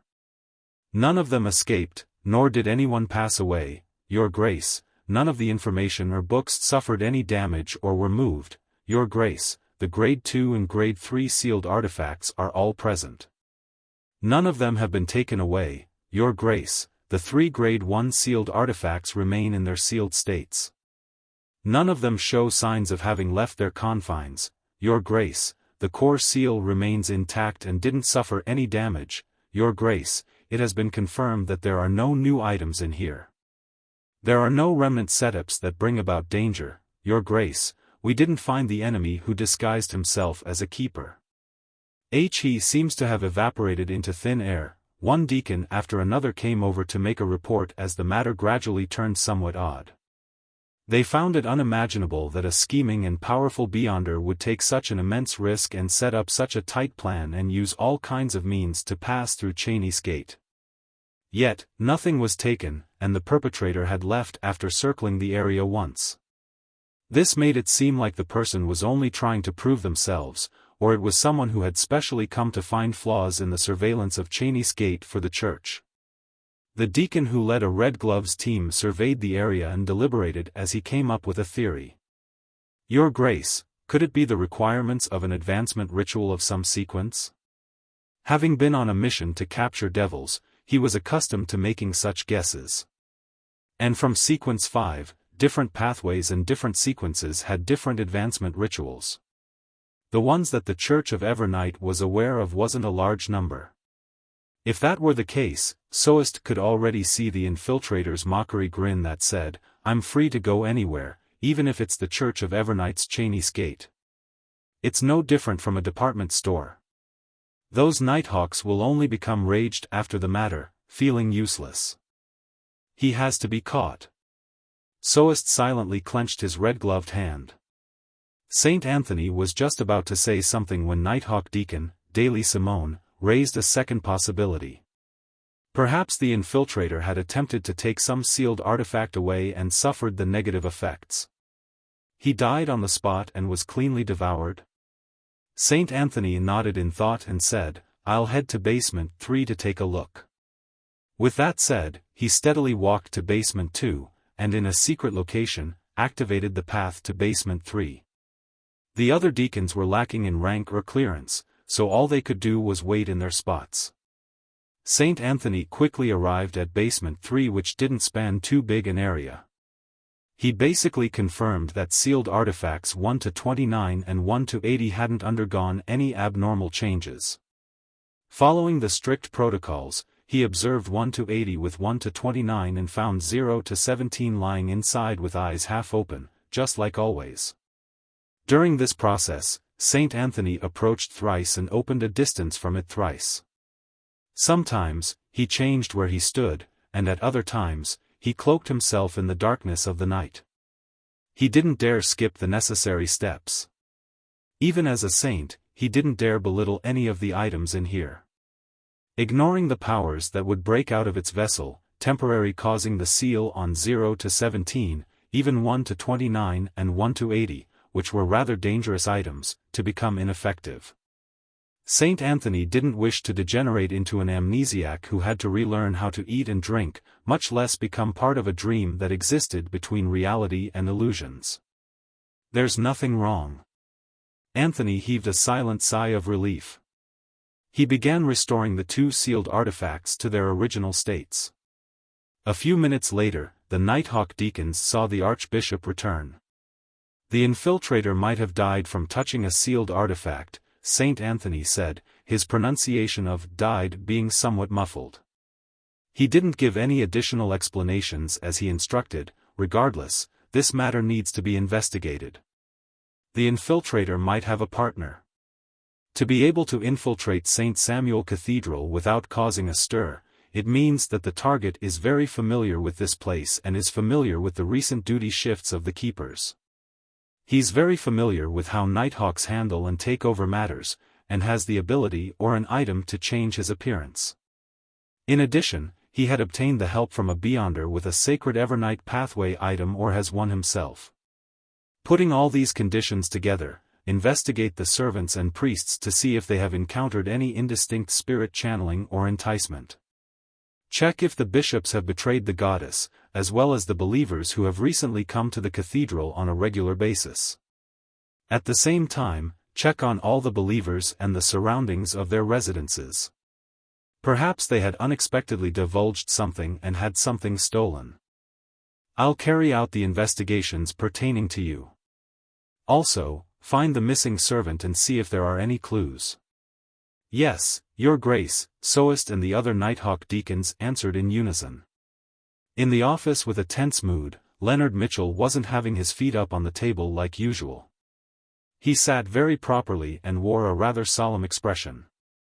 This was the second time he had encountered a matter that targeted items behind Cheney's gate. It invoked the memories that he buried deep inside his heart. And more importantly, he had encountered the fake keeper before without realizing the problem. If I were a little stronger and had better observation skills, perhaps it might not have. Leonard Mitchell's lips pursed tightly as he looked at the documents in front of him, but he wasn't reading a single word. This continued until his teammates entered. That keeper has awoken. He didn't see the infiltrator and only knew that he encountered the possession ability of a wraith. The red glove that entered said to everyone in the room. How can a wraith move about inside the cathedral? Many red gloves raised the question, but no one had an answer. Perhaps that wraith believes in the goddess. Leonard mumbled inwardly. While no one was paying attention to him in the corner, he suppressed his voice and seemed to mutter, "Old man, didn't you discover anything abnormal back then?" The slightly aged voice sounded in his mind. It's not like I'll observe the outside world all the time, especially when I'm near Cheney's gate. Leonard didn't dare ask further as he joined in the discussion with his teammates. Before long, the Red Gloves team captain, Soist, entered the room and threw a stack of dossiers on the desk. These are the targets we need to investigate. The bishops have provided the names of the believers who have frequently come to the cathedral recently. Leonard glanced at it, and towards the back was a dossier with a familiar name, Dwayne Dantes. This old fellow that survived from the Fourth Epoch came to a nearby street for less than 2 months, and Cheney's gate was infiltrated? Isn't that too much of a coincidence? Besides, he has been frequently coming to St. Samuel Cathedral. He might be observing the situation and figuring out the patterns. Old man's excuse wasn't too convincing, but if the infiltrator was Dwayne Dantes, then everything makes sense. He's afraid that he would expose himself and pretended not to discover anything abnormal. Leonard's mind instantly filled with many ideas as he asked in deliberation, "Captain Soest, what did the infiltrator take? What clues did he leave behind?" Soest surveyed the room and said, "Nothing was taken or left behind. It was like no one stepped inside. His Grace suspects that he died or was vaporized from contact with some sealed artifact. Our priority is to find his partner. No, Dwayne Dantes wouldn't die that easily. He's a monster who has lived since the Fourth Epoch. However, why did he carry out the infiltration?" Leonard frowned slightly as he hesitated for a moment. Then, he proactively included Dwayne Dantes into the investigation targets for himself and 2 other teammates. After the Red Gloves and local Nighthawks began taking action, Leonard found an excuse to head to the washroom first. He suppressed his voice and asked, "What are your thoughts about Dwayne Dantes? He didn't expose his parasite's lie." The elderly voice chuckled and said, "Didn't I tell you? I don't know much about him. I only know that there's something special about him. His aura has something ancient about it. However, the case you previously investigated gave me some inspiration. I suspect that Dwayne Dantes might be related to that matter. He might be a proxy of some existence." "What matter? Which existence?" Leonard muttered softly in surprise. In his mind, the ancient voice replied with an odd tone, "The fool that doesn't belong to this era." 160 Buckland Street. Klein had his breakfast and returned to the balcony's half-open room. He sat in his reclining chair and raised his hand to rub his temples. After his tense mood subsided, Klein discovered that his mind had turned somewhat adrift. He would often see the hanging corpses in the ancient cathedral, as well as the cluster of translucent maggots that remained unclear in his deepest memories. Illusory voices would seem to constantly echo in his ears, Hornacis. Phlegria, although I had quickly cut the connection with my marionette, I had suffered some of the effects. My soul has been slightly corrupted. As expected of a real mythical creature. After the preliminary investigations are done, I'll have to find a way to resolve the remnant problems. Klein slowly heaved a sigh of relief and used cogitation to calm himself. Chapter 847, The Name Hidden in the Dossiers. A carriage passed by Buckland Street as Leonard Mitchell and 2 Red Gloves teammates discussed the target they were investigating this time, Dwayne Dantes. "I still haven't had any direct contact with this gentleman. I've only investigated his servants and neighbors." Cindy, who had long wine-red hair, introduced her findings. "For now, it has been confirmed that Dwayne Dantes has acted the same since last night to this morning. He went to his bedroom to sleep at 11 and finished washing up at 7:30 in the morning. At times, he would have some supper and end the day after midnight. At times, he would wake up before 7 and head out for a stroll, but that's not the norm." Another Red Glove, Bob, nodded and said, "From this point of view, there's nothing wrong with Dwayne Dantes." Leonard Mitchell, who sat in a seemingly casual manner, immediately said with a smile, "But the reverse can also be true. According to what we've currently gathered, the missing servant was likely replaced between 11:20 and 11:35 last night. The infiltrator entered Cheney's Gate at 6 in the morning, and we discovered the problem at 7:20 a.m. without finding the target.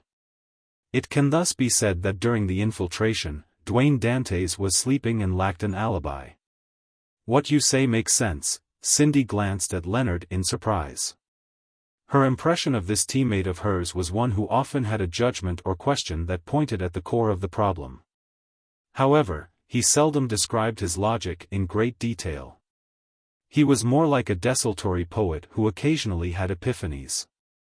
Bob, who had a sharp chin, frowned as he shook his head. If that's the case, everyone on this name list cannot be cleared of suspicion. They were sleeping with no one watching them.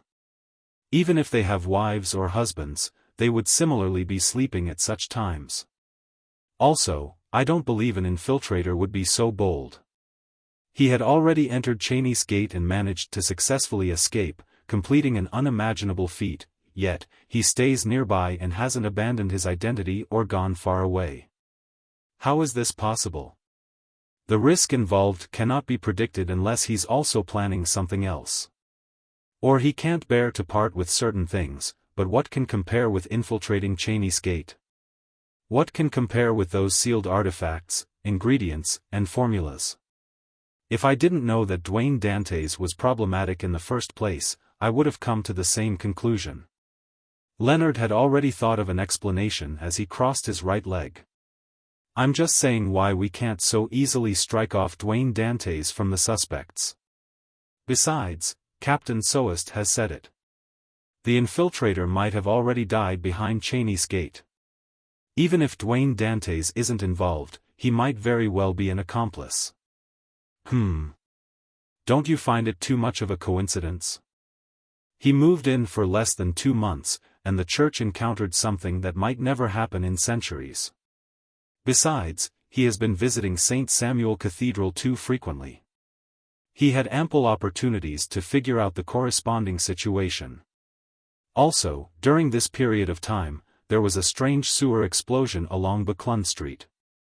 Cindy bunched up her long, wine-red hair and said, "You've convinced me. This should be a target that we put our focus on." Bob pulled at the ends of his left palm's red glove and said, "There are indeed many coincidences. However, coincidences might not be equivalent to problems. Even if Dwayne Dantes goes to the cathedral daily and listens to the bishop's preachings, all he could do is understand the layout and not obtain deeper information, such as when the keepers will head to Cheney's gate and how the handover is done with the Nighthawks. Therefore, he's more likely to be one of the accomplices," Leonard said with a shrug. He similarly didn't understand how Dwayne Dantes would understand the internal protocols of the Nighthawks so well. Cindy echoed, "Regardless, we have to do a deeper investigation. Shall we wait till noon and directly enter Dwayne Dantes' dream to question him?" He has the habit of taking afternoon naps." Leonard raised his right hand and waved it gently. "There's no need to be in such a hurry. It's not like we've never done any routine inspections in the past or entered his dreams, but we didn't discover anything wrong. If there really is nothing wrong with him, we wouldn't gain anything from entering his dream again. If there's a problem with him, the fact that he didn't expose himself back then means he has the means to resist an inquiry during the dream. We will still be fooled by him if we enter his dream again. Therefore, we should monitor him and see what kind of people he interacts with, so as to prevent him from escaping while waiting for Desi's response about this tycoon's true identity. Once we discover any clues, we will request to use a higher-level investigation method than questioning him in dreams." Cindy was once again surprised as she couldn't help but joke, "It's rare to see you analyze the situation so seriously." Furthermore, his thought processes were extremely clear. Leonard fell silent and gave a self-deprecating comment. "Perhaps it's because I've encountered something similar." Instantly, Cindy felt that Leonard's green eyes had turned darker. She didn't speak further. "Let's take turns to monitor Dwayne Dantes. I'll go first." "All right." Leonard nodded and turned to Bob. "Get the case files on the sewer explosion. Let's see if we can discover any problems. I'll head back to read through the corresponding dossiers and see if there are any other abnormalities on this street." After splitting the work, the 3 red gloves began their work. Leonard returned to St. Samuel Cathedral's basement and obtained the information involving Buckland Street and the cases that the Aurora Order had actively or passively involved themselves in for the past 3 years. The latter was something that sparked off the clue provided by the parasite in him. It gave him an idea. Since the Fool's existence and the corresponding honorific name initially came from the Aurora Order, it means that the Aurora Order was involved in something or had suffered some setbacks. It might be related to the organization that believes in the Fool. After returning to the office, Leonard held back his desultory attitude as he very seriously read through the thick dossiers. In the dossiers related to the Aurora Order, there was the Lenivas case he was most familiar with. This true creator's descent had failed terribly because of some baffling report. A mysterious person had appeared to kill the main criminal. He was suspected to be related to hero bandit Black Emperor. As he targeted evil criminals, he would scatter tarot cards over the target's corpse. That person wasn't able to do it for Desire Apostle Jason Beria only because Leonard had rushed over too quickly. Similarly, Leonard once again saw the name, Sherlock Moriarty, appear in the periphery of the case. Aurora orders Mr. X was assassinated at the gathering he convened. There were traces of powers at the demigod level left at the scene. At this point in time, Dwayne Dantes had already arrived in Backland. It matches perfectly. Aurora orders Mr. A and the Demonist sect cooperated to create the Great Smog of Backland. This person vanished as a result. Aurora orders Mr. A had assassinated the Intis ambassador. Leonard read case after case, but he didn't find anything of use. He rubbed his temples and decided to attack it from a different angle. He began from the cases related to hero bandit Black Emperor. Leniva's case. First murder scene with the tarot cards thrown as a ritual. And the Fool is the beginning of the tarot cards. Capim's case. From the strength and level showcased by hero bandit Black Emperor, he won't and wouldn't mimic others. He similarly scattered tarot cards on the corpse. Desire Apostle Jason Beria. I saw hero bandit Black Emperor with my own eyes, preventing him from scattering the cards in time. Apart from major events and evil criminals, what other connection do these three cases have? Leonard had previously considered the relevant questions and was certain that Detective Sherlock Moriarty had been partially involved in the Lenivas and Capim cases. Then what about the Desire Apostle case? Leonard found the addendum and began leafing through them. Finally, he spotted a line in an inconspicuous spot: people attacked involved Isengard Stanton, Sherlock Moriarty. Leonard's expression slowly turned excited as though he had discovered a breakthrough. He flipped through the Aurora Order dossier and didn't miss out any of the names involved. He kept expanding his search and requested for all the dossiers that involved every name. Aurora orders Mr. A assassinated the Intis ambassador. The Intis ambassador was in charge of the conflict over the Difference Engine manuscripts. The clues to the manuscripts came from a spy who usually acted as a private detective. It is reported that another private detective was embroiled in this matter and had nearly been killed by a gang member under the command of the Intis ambassador. Another private detective, Leonard, suddenly stood up as he left St. Samuel Cathedral and headed for the police station that handled the case back then. Although most of the dossiers had been taken away by MI9, Leonard still found the name of the person who had made the police report, Sherlock Moriarty. I now have reason to believe that this great detective was also involved in the Great Smog of Backland. Among the various people who are involved, his name appears, right at the periphery of the matter. He and Dwayne Dantes all belong to a secret organization that believes in the Fool. Leonard thought as the corners of his lips curled up. He decided to immediately search for more information to verify his conjecture. 160 Buckland Street, inside the master bedroom. Klein didn't have any Nighthawks enter his dream during his afternoon nap, but he once again returned to the foggy town. He saw Demoness of Despair Panatia with her smile showcasing blood-colored flesh in between the gaps of her teeth. He saw her slowly being hung up as her eyes rolled back in despair before her head drooped down. The hung corpses, the horrifying gigantic mushroom, the cluster of countless translucent maggots kept appearing one after another, waking Klein up from his dream. As he rubbed his temples, Klein found that his mind was in a terrible condition.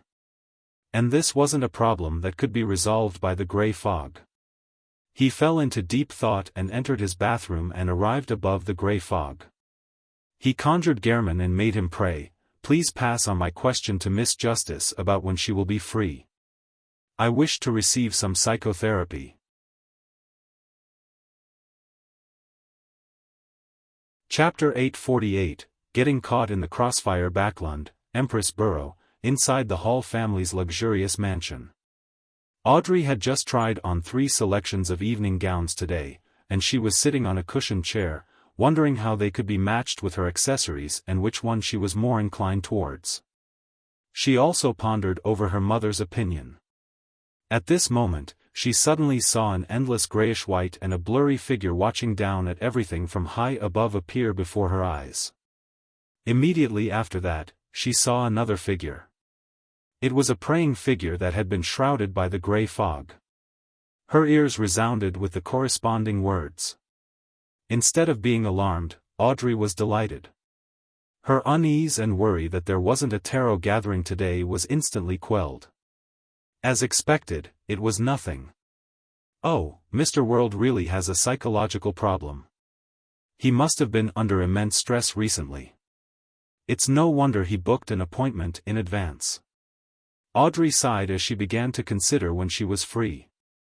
As she pondered, she scanned the maids who were busy in her room and the golden retriever, Susie, who was sitting by the door. Audrey's lips curled up slightly in an irresistible manner as she bowed her head and secretly prayed in response, "Please tell Mr. World that I'm currently free. He can determine the time and location. As long as it's not night time and doesn't exceed the boroughs west of Backlund." In regards to this, the golden retriever who was observing the maid's work seemed to sense someone looking at her. She suspiciously turned her head and looked in Audrey's direction. However, it failed to discover any problems. Above the grey fog, inside the palace that looked like a giant's residence. She's free at any time. Periods when it's convenient to head out. Won't leave places she's familiar with. Klein rubbed his temples as he interpreted Miss Justice's reply. His first reaction was that it was best done today or tomorrow, and to have her determine the location. Then, he could use creeping hunger to teleport there, but he soon thought of a problem. Dwayne Dantes was part of the Nighthawk's investigations.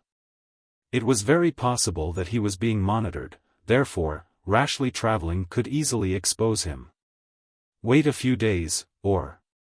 Klein seriously thought about it as he conjured the World Gehrman Sparrow and prayed once again, "Please inform Miss Justice that let's do it today." Above the grey fog. Audrey's eyes widened. She found that the answer provided by Mr. World exceeded her expectations. How was she supposed to get Susie to be her stand-in? Besides, there are many details that I'm unable to see or clearly sense while inside Mr. Fool's palace. It will seriously hamper any psychotherapy.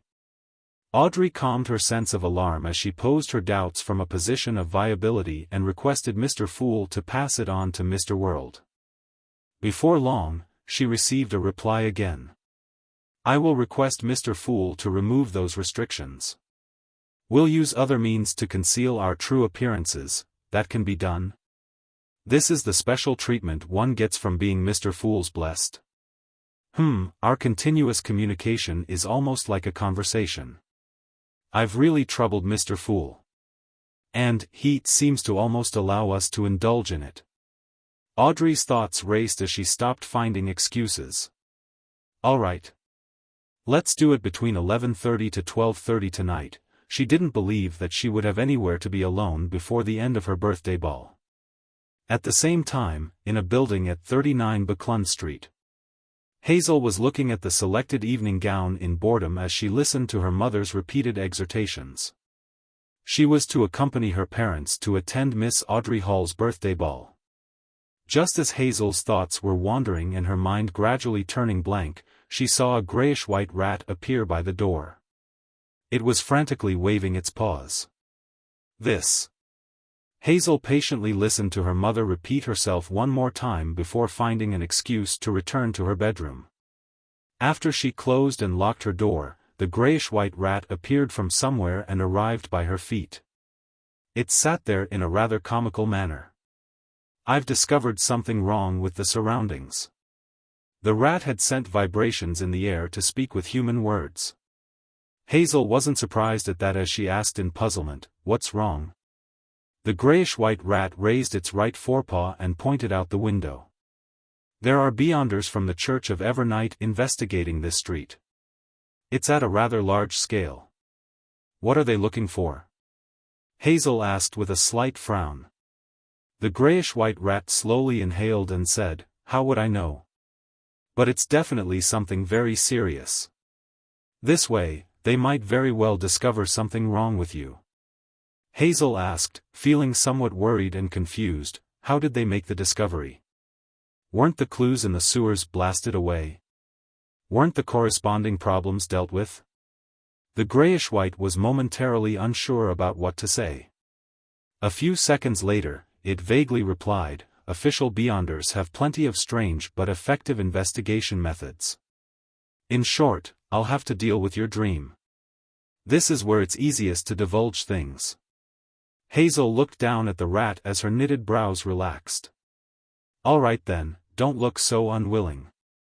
It wasn't easy for me to accumulate this bit of strength, and now it's going to waste once again. Is this streak cursed? First it was that demoness with a strange condition. Following that hero bandit Black Emperor appeared. Now, there's some baffling and unknown situation that made the Nighthawks pay serious attention to this street." The grayish-white rat squeaked in frustration. At 7:30 in the evening, Hazel accompanied her parents, Member of Parliament Mocked and Lady Rihanna, to Empress Borough and entered the Hall family's residence. As it was a birthday ball today, she didn't manage to directly meet Miss Audrey Hall. All she did was quietly stay by her parents' side as they exchanged pleasantries with Earl Hall, Lady Caitlin, and Lord Hibbert Hall. To her, these respected aristocrats were, in essence, the same as commoners. Therefore, she didn't appear notably reserved. Her actions and tone were rather liberal. If it wasn't because of her mother's repeated exhortations, Hazel even believed that the beautiful dance floor, the murals with high artistic value, and the elegant and outstanding statues were more worthy of respect. As she smiled at the people she knew and didn't know, Hazel finally waited until the ball began. She saw the star of tonight's show. Miss Audrey Hall held the arms of the Earl and Earl's wife as she walked out of the room on the second floor before arriving at the railings that faced the dance floor. Hazel scanned her and habitually ignored her appearance as she observed the matching of her gown and accessories. However, her gaze wasn't able to move away. On the chandelier hanging high above, whale oil candles produced light that came with dreamy colors. When shining on the 18-year-old Audrey, it made her emerald-like eyes, pure and indescribable face, and lustrous gold hair seem to glow. It made her gown and accessories lose their luster. Hazel was momentarily caught in a daze. She failed to hear what Earl Hall had said until the melody filled the floor as she snapped out of her daze when Audrey Hall began the opening dance with the Earl. The always proud her had suddenly felt a little inferior. She felt that even if this striking lady didn't possess any beyonder powers, there was no way Audrey was inferior to her. Hazel pursed her lips and looked around. She realized that everyone's gaze had been grabbed. The only difference was that they all had different feelings about the situation. Phew. Hazel heaved a sigh of relief. That night, she didn't act that arrogantly again. However, she yearned to leave at every minute of the night. She wanted to head home to busy herself with her matters to obtain more magical and powerful abilities. Finally, the ball came to an end as Hazel's family bade farewell to the family and walked to the door. On the way out, Hazel couldn't help but look back.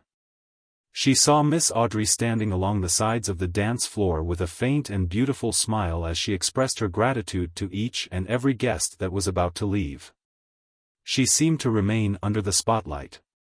After the end of the birthday ball, Audrey took off her accessories and changed into her sleeping gown before entering her bathroom. As she looked at the white steam emanate with her bathrobe beside her, Audrey wasn't in a rush to soak herself inside. She first sat in the corner and prayed to Mr. Fool to indicate that she was ready. In about 10 seconds, she saw crimson light surge at her like a tidal wave, drowning her. Above the gray fog, Audrey appeared by the side of the long bronze table. This time, she didn't see Mr. Fool who was enshrouded in gray fog.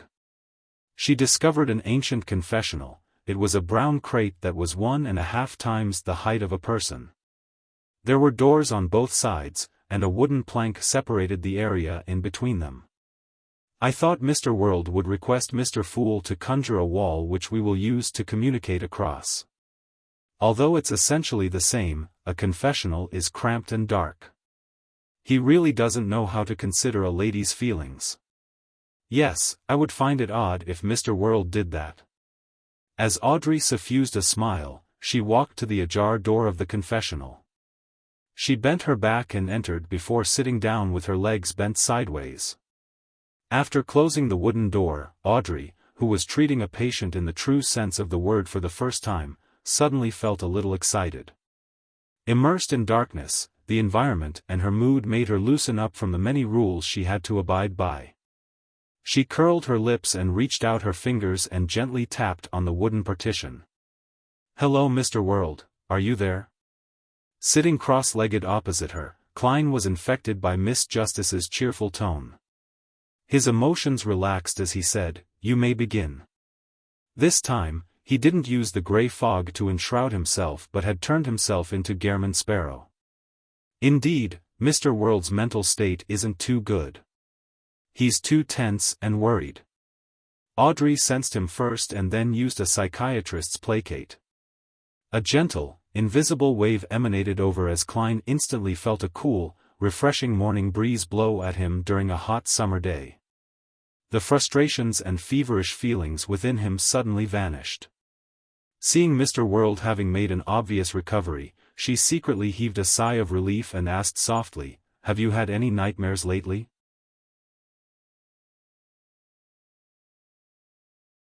Chapter 849, Consultation Fees Nightmare? Klein deliberated for 2 seconds and said, "Yes. I dream of a town that's enshrouded in fog. The crimson moon in the sky would be clear and blurred at random. In the middle of the town is a black cathedral. Corpses are hung up inside. They wear clothes from different eras as they sway in the wind and produce strange sounds.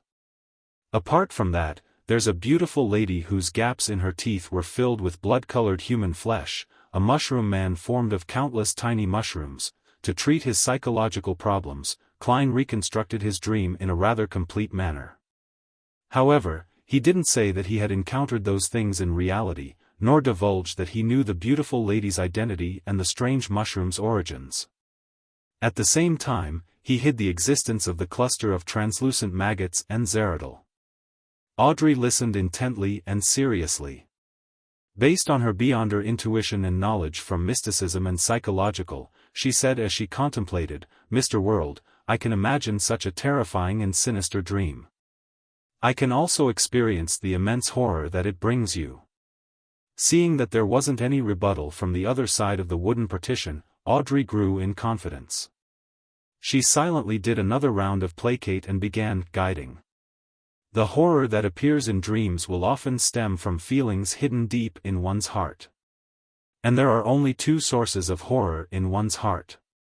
One is the unknown, and the second is what cannot be resisted. The terrifying things you see in your dream are only superficial. What you are really afraid of is what they represent and symbolize, the truth hidden behind them. As she spoke, Audrey suddenly asked, "What is it?" Klein was gradually relaxing and scrutinizing himself as he took in Miss Justice's gentle and sweet voice. When he suddenly heard this question, he subconsciously answered, "The existence that created all of that." He paused and hesitantly added, "They are both an unknown and also cannot be resisted." At this point, Klein knew why he was having nightmares, as well as the true reason for his terrible mental state. He instinctively felt horrified over certain matters and instinctively had latent negative emotions. The former included the cluster of translucent maggots and zerodol's terrifying performance. There was also the eraser angel's baffling actions and the fact that using the dark sacred emblem was the key to opening the door. They separately created a mood of despair that seemed impossible to resist, as well as the feeling of not knowing who was friend or foe, and their ploys. Yes, I'm fearful that the cluster of translucent maggots that's suspected to be a sequence 1 attendant of mysteries of the seer pathway. I'm fearful of Zeradal, who has accomplished an unknown objective by opening the door. I'm fearful of the goddess whose thoughts are an unknown, as well as the eraser angel. Klein slowly exhaled as he admitted his fears. Audrey used placate once again and discovered that Mr. World's tense mind had essentially relaxed. She was delighted as she boldly said, "One of the biggest sources of fear is a lack of confidence. Try recalling if you had any oversight or had committed any mistakes in the related matter. This results in your spirit repeatedly warning you and hinting to you. It eventually transformed into part of the nightmare. Oversight and mistakes. Warning from my spirit." Klein pondered over Miss Justice's words and seriously began organizing the details of the matters that resulted in his horror. Soon, his expression turned heavy, bit by bit, as he discovered a problem. "I swore an oath with the goddess bearing witness via the holy sword. Although I hadn't become a clown, with the grey fog's powers yet to have entered the real world, preventing me from being noticed by special deities, demigods, and spirit world creatures. However, I couldn't fool fate, which would also be beyonders of the monster pathway. And the goddess has another title. She is the Empress of Misfortune and Horror. She wields control over misfortune and is one of the deities in the domain of fate. Therefore, I was noticed from back then." Klein's heart sank bit by bit as the horror that stemmed from the unknown was greatly alleviated. He didn't reply, nor did he wait for Miss Justice to speak again.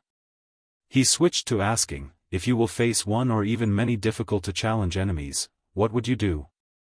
Audrey wasn't annoyed by her patient's question. Instead, she felt that it was a good sign.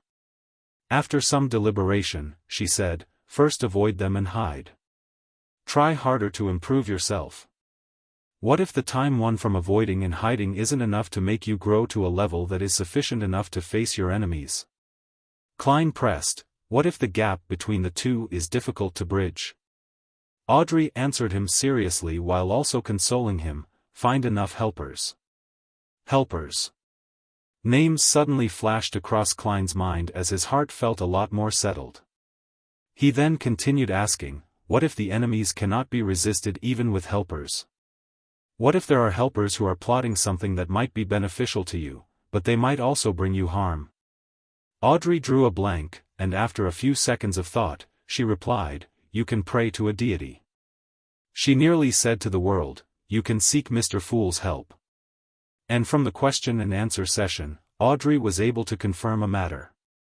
The mental problems that Mr. World was suffering stemmed from powerful and terrifying enemies, but there was a worry that, at a deeper level, the helpers had unknown stances. Pray to a deity. Klein didn't dare to directly say, "What if deities couldn't resolve it?" because the thoughts of deities are even harder to fathom. After all, this was the Fool's kingdom, and he was a blessed. He organized his words and said, "Deities can only provide help in certain areas. And what if that isn't enough?" Audrey originally wanted to say that there was always a way and that good was bound to defeat evil, but she couldn't convince herself of it. She couldn't provide any relevant case studies, so eventually, she pursed her lips and said, "I don't know." In the confessional, it was a still darkness. The two temporarily stopped speaking as they fell into their respective inner struggles. Finally, Audrey broke the silence and looked at the wooden partition. "Regardless, something needs to be done. Work hard at it. You can't just give up like that and not put up a fight." "That's right. At the very least, I still have many secrets and things to rely on." Klein closed his eyes as he leaned on the wooden plank. His thoughts slowly rewound from the most recent events as he was no longer constantly tense and often frustrated. Audrey sensed his change and immediately added a placate. With that, Klein's mental condition was completely restored back to normal. "I feel much better. Thank you for your treatment. What kind of consultation fee do you want?" Klein offered. "Actually, I should be the one thanking you for providing me an opportunity to handle a case." Audrey didn't really wish to collect any fees as she looked at the wooden partition in the darkness. She couldn't help but recall Mr. World's usual gloominess and coldness, as well as his experienced and ruthless demeanor. His mental problems likely also have to do with his personality. Audrey suddenly had an idea as she smiled. The consultation fee that I charge isn't much at all. Yeah, wish me happiness, what's going on? Klein was momentarily stunned. He nearly forgot he was wearing the facade of Gehrman Sparrow. This was a request he had never heard of before. Klein hesitated for a moment. Finally, he pretended to coldly say with the world's identity, since you requested. I wish you happiness. Audrey's smile turned into a beaming smile. I wish you happiness too. Mr. World, don't always keep everything inside. Smile more and be happier. It can eliminate most of the latent problems. Alright, your mental problems have been resolved, but you will need a follow-up appointment in a few days or by next week. Klein was at a loss for an answer as he tersely acknowledged in affirmation. Then, he heard the door on the other side creak open. With the fool's angle, he saw Miss Justice retreat from the confessional and straighten her body. After sending her to the real world, Klein didn't dare stay above the gray fog for too long. He quickly left and got into bed. At that moment, his mental condition had been restored. With his body and mind at ease, he realized something. He had digested quite a bit of his marionettist potion. The progress had surpassed his expectations. This is because I relied on my marionette to fool a demigod, Panatia, and orchestrated her and Mr. A to complete my planned-out performance at the foggy town? Therefore, apart from trying to hide behind the shadows and let every marionette have their own persona to make it more realistic, the marionettist principles include use one's marionette as a guide to control the enemy to play the role of a puppet. Klein thought as he muttered inwardly in thought. He believed that he could digest the potion before the end of the year. He exhaled with mixed feelings as he turned his head and looked at the crimson moonlight that penetrated the curtains as he silently said, that missing servant should have been found. The clues I left behind should have been discovered as well. In the basement of St. Samuel Cathedral, Leonard, Cindy, Bob, and company looked at Captain Soest, who had returned from a meeting, as they patiently waited for him to introduce new clues. Soest drank a mouthful of aromatic coffee and said, "The missing servant has been found. And in the room he was left in, there were some clothes left behind by the infiltrator. It has been confirmed that it belongs to the crazy adventurer, Gehrman Sparrow, who had previously been active at sea." Why did it involve another crazy adventurer? Leonard was somewhat puzzled as he directly asked, when did he come to Backlund? No one knows. The only thing that can be confirmed is that this crazy adventurer had appeared at sea in the recent few weeks and had hunted a few pirates, Soest said in an unhurried tone. The Church of Storms knows more. MI9 also seems to know quite a bit. The higher-ups will send people to liaise with them. Just as Soest finished his briefing, a telegram was sent over. It came from the Nighthawks in Desi. The content, which was decoded, read, Dwayne Dantes's present identity is fake. In the past 10 years he spent in the southern continent, he had relied on adventuring to amass a significant amount of wealth. Further confirmation will require some time. As this place is very chaotic and there are often wars, the jurisdiction of zones are frequently changed.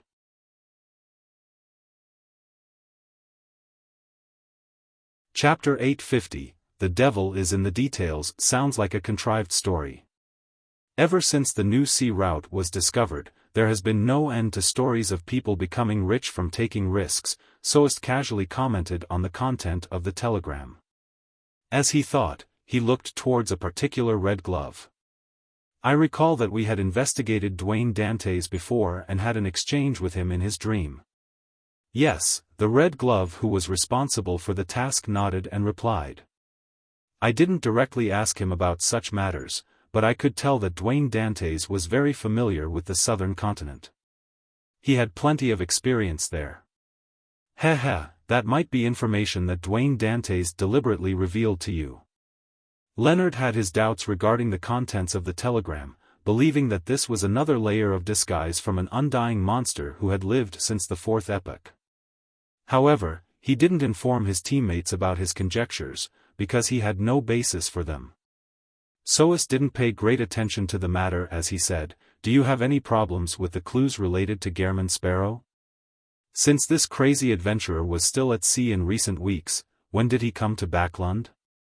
As a nightmare, Cindy repeated her doubts. "What I'm concerned about isn't the exact time, but whether he has the time to travel to Backlund. After all, we're rather far from the sea."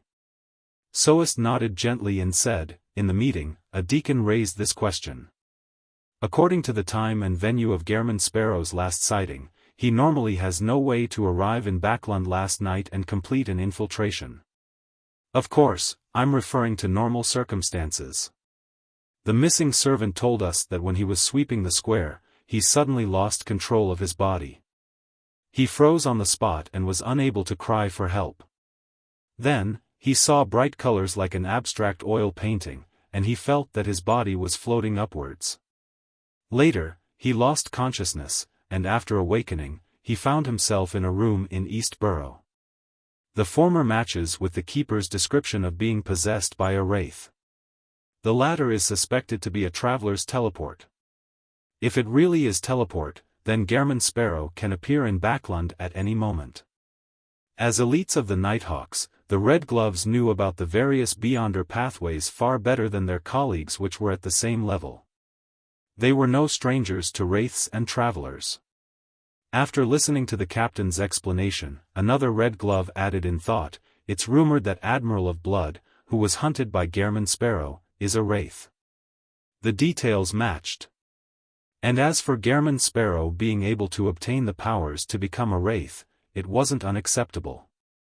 The easiest method was to find an artisan to make one's prey into a mystical item. Cindy recalled even more information with this stimulus.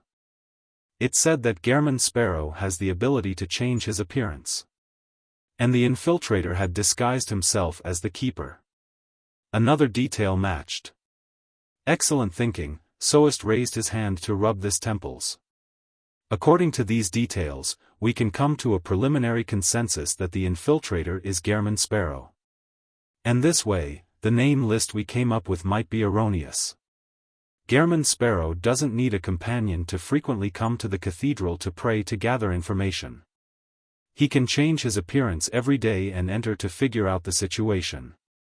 This will be more indiscreet than using a companion. As the largest and most holy church of Evernight Cathedral in Backlund, the number of believers that came to St. Samuel Cathedral on a daily basis was too numerous to count. No bishop could remember every unfamiliar face that they once met. That also means that the names we have here are meaningless? Leonard raised his hand to rub his brows, sounding rather desultory. That's somewhat obvious. Our focus now should be on Gehrman Sparrow. The other targets can be placed aside as we perform the most basic level of surveillance. Having said that, Soest clapped and said, "All right, get busy." Leonard didn't have any objections. He happened to hope to find the machinery hive mind, mandated punishers, and MI9 to gather some information. On Tuesday morning, Klein woke up naturally, feeling relaxed and calm. He had the feeling of joyful emotions slowly coming to life. A psychiatrist's Beyonder powers are quite useful after all. It really matches the extremely infectious optimism that Miss Justice brings with her. Klein got out of bed and drew the curtains. He leisurely took in the scenery outside and the scattering golden sunlight. He regained his drive and began formulating his plans for the next couple months and even the year. First, get a new marionette. Second, use the identity of Dwayne Dantes and the control over a marionette to orchestrate scripts to expedite the digestion of the potion. Third, during this process, slowly gather the ingredients needed for the Bizarro Sorcerer potion. In that regard, I can ask Little Son about the Bizarro Bane to see if he has any clues. I'll seek Mr. Azek's help regarding the Spirit World Plunderer.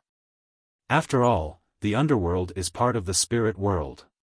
Fourth, I'll continue investigating the great smog of Backland and find the true culprit. This includes Ince Zangwil, as well as the demigod that killed Crazy Captain. There aren't any targets more suitable than them for my advancement ritual. However, I have to be careful of 0-08. I have to constantly keep watch of any intentional coincidences. I'll just dabble in the matter in an ordinary manner and mainly provide support. The dangerous investigations can be handed to Demonis Trissi. Klein's thought processes slowly became clear.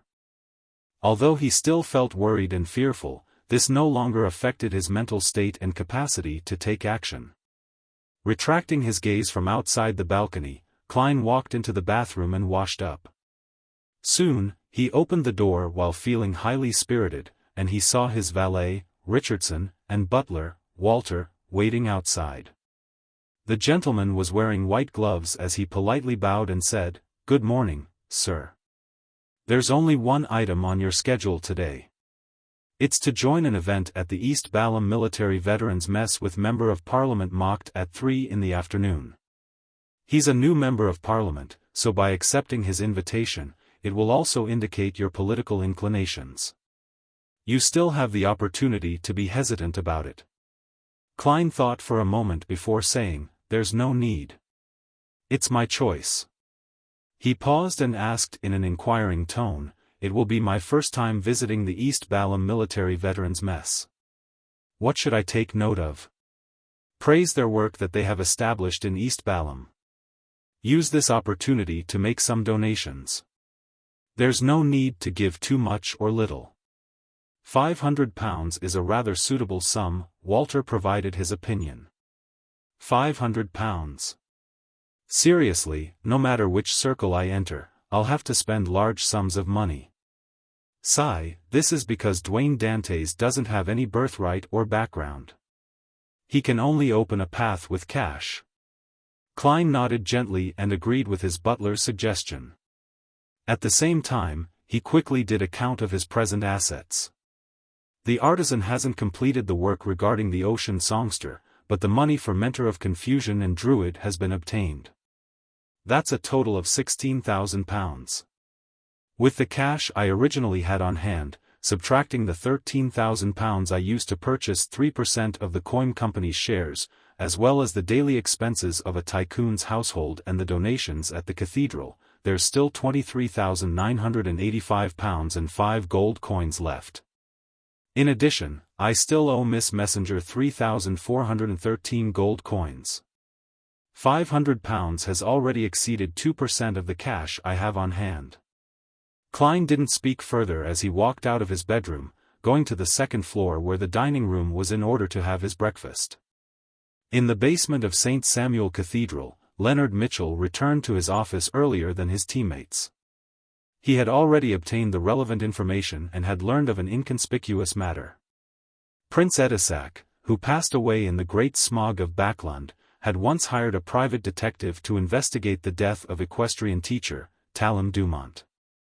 And that private detective's name was Sherlock Moriarty. As expected, there are hints of him being involved with the great smog of Backland. Leonard was delighted as he excitedly ruffled his hair. Following that, he pounded down at the documents on his desk with his fist, planning to seek out even more clues. However, he suddenly fell silent for about 8 seconds before raising his cup in embarrassment and drank a mouthful of coffee. He mumbled inwardly, "What did I want to do? I forgot about it after the pounding." After some careful recall, Leonard finally recalled what it was. He pulled out his drawer and took out a deck of tarot cards. Then, he found the Fool card and placed it on a piece of paper. On it, he wrote 3 names, Sherlock Moriarty, Gairman Sparrow, Dwayne Dantes. After some hesitation, Leonard drew a line linking the 3 names to the Fool card, indicating that they might very well be members of a secret organization that believed in the Fool. Among them, he was most unsure of Gairman Sparrow's identity as he wrote a question mark. Later, Leonard took out the Emperor card and stuck it beside the name, Sherlock Moriarty. He labeled it, "Suspected to be." Gehrman Sparrow and Dwayne Dantes each correspond to a card? Leonard muttered silently. He took out the Crazy Adventurer's records and began reading them seriously. Suddenly, he found a date very familiar. Early January. Gehrman Sparrow's first appearance was in early January. No way. Leonard drew a gasp as he flipped through another set of documents. At the end of it were the words, "At the end of December, Sherlock Moriarty left Backland and headed south for a vacation. He has yet to return. End of December. Early January. Backland. Pritz Harbor. Gehrman Sparrow can change his appearance. No way." Leonard mumbled inwardly as he drew a dotted equality sign between Sherlock Moriarty and Gehrman Sparrow. This great detective is the key. Leonard found Sherlock Moriarty's portrait that he had drawn via a ritual as he carefully looked at it. After considering the point that looks could be changed, he began imagining the detective in different disguises. As he did it, Leonard's gaze froze bit by bit as he couldn't help but frown.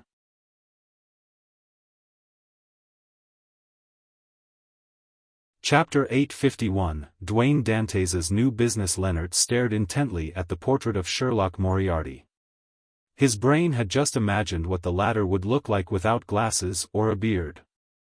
Although this could be quite different from the actual situation and was more of a product of imagination, Leonard increasingly found Sherlock Moriarty very familiar, as though he had known him before. How is that possible? He's long dead. And I buried him with my own hands. Leonard couldn't help but shake his head as he muttered with a scoff. Just as he said that, his expression froze because the person in his memories held a huge secret. This person had strangely escaped the influence of 2-049 without the help of others. This person used 2-049's uniqueness to finish off a sequence 7 Beyonder, and back then, he was only a seer who isn't good at combat. This person had managed to summarize the acting method within a very short amount of time, and he had advanced to sequence 8 at an extraordinary pace. This person possessed a high-sequence sun domain charm and had used it with Captain Dunn Smith, who wielded a saint's ashes, successfully finishing off Megos, who was pregnant with an evil god spawn. This person's sequence 8 Beyonder characteristic had been taken away by Zangwill, but Captain Dunn Smith's sequence 7 Beyonder characteristic was left behind. Perhaps it wasn't because Zangwill had taken away the Beyonder characteristic which had appeared, causing it to be missing from the scene, but that it had never formed to begin with. Leonard Moriarty suddenly jolted to his senses as he observed Sherlock Moriarty's portrait again. 10 seconds later, he squeezed the words through his clenched teeth, Klein Moretti. He found that the mysterious detective, Sherlock Moriarty, looked more and more like his former teammate, the hero who saved Tingen, Klein Moretti. And this was under the scenario of him being without the clear discrepancies of glasses and a beard. Leonard's had fingers clenched tightly at some point in time as his joints suffused with a whiteness. After a moment, he let out a clear pant as he picked up Sherlock Moriarty's dossier again. This time, he flipped with a target in mind, roughly to the time when Sherlock first appeared in Backland, early September. And this wasn't long after Klein Moretti had been buried. Leonard Mitchell's green eyes turned dark as he instinctively flipped through the dossier. Then, he saw a name, Lenivus. This was one of the masterminds behind the evil god's descent in Tingen City. He was one of the main murderers who led to the death of Dunn Smith and Klein Moretti, and the other Nighthawks. And Sherlock Moriarty's second record in Backland was his investigations at the dock for a serial murder, thus, bumping into the disguised Lenivus. After this, the true creator's plan of descending was foiled, and Lenivus died in the sewers. His body was scattered with tarot cards, making it identical in style to the subsequent hero bandit Black Emperor. He didn't forget the harm that swindler brought. Leonard whispered silently, his expression softening. He quickly flipped through the documents and sat in his chair, motionless for an extended period of time. It was as though he had fallen asleep from the shadows brought about by the light. After a few minutes, Leonard finally moved. He leaned into the chair and said in a deep voice, "Old man, do you think this detective, Sherlock Moriarty, resembles my teammate back in Tingen City, Klein Moretti?" In his mind, the aged voice said after some hesitation, "The one who joined the Nighthawks because of the Antigonus family's notebook?" "Yes," Leonard answered in a heavy voice. In his body, the parasite said after 2 seconds, "There's some resemblance." After receiving the reply, Leonard once again fell silent. After a long while, he took out a gold pocket watch and snapped it open to determine that it was still morning. Leonard snapped the pocket watch closed and stood up, nearly overturning the stack of documents. He hurriedly reached out his hand and held on to the documents. Then, he left behind a note, saying that he had found certain clues and planned to head out to do some investigations, thus, making it possible that he would return very late. Let me see if someone is pretending to be Tingen City's hero, or if you've always been wearing masks, a secret organization member who sneaked into the Nighthawks. Your true motives aren't much loftier than Ince Zangwill. You were also targeting something behind Cheney's gate. Leonard no longer had that aloof attitude as his eyes narrowed as he quickly left St. Samuel Cathedral's basement. In Hillston Borough, outside a building with quite a unique architecture. Dwayne Dantes got off his carriage and saw the building that was built in the style of the late Fourth Epoch. The building was mostly comprised of huge stone slabs, creating a total of 4 stories. The windows on each level were like a door and it was matched with a tiny balcony. Its entire facade had been weathered by the elements, revealing a sand-yellow color. The stone columns and arches held up a refined porch that made it seem rather magnificent. This was the East Balham Military Veterans Mess. Klein waved his cane and pointed at the building before him and said with a smile, "It has quite a historic feel." Member of Parliament Mocked nodded in reply.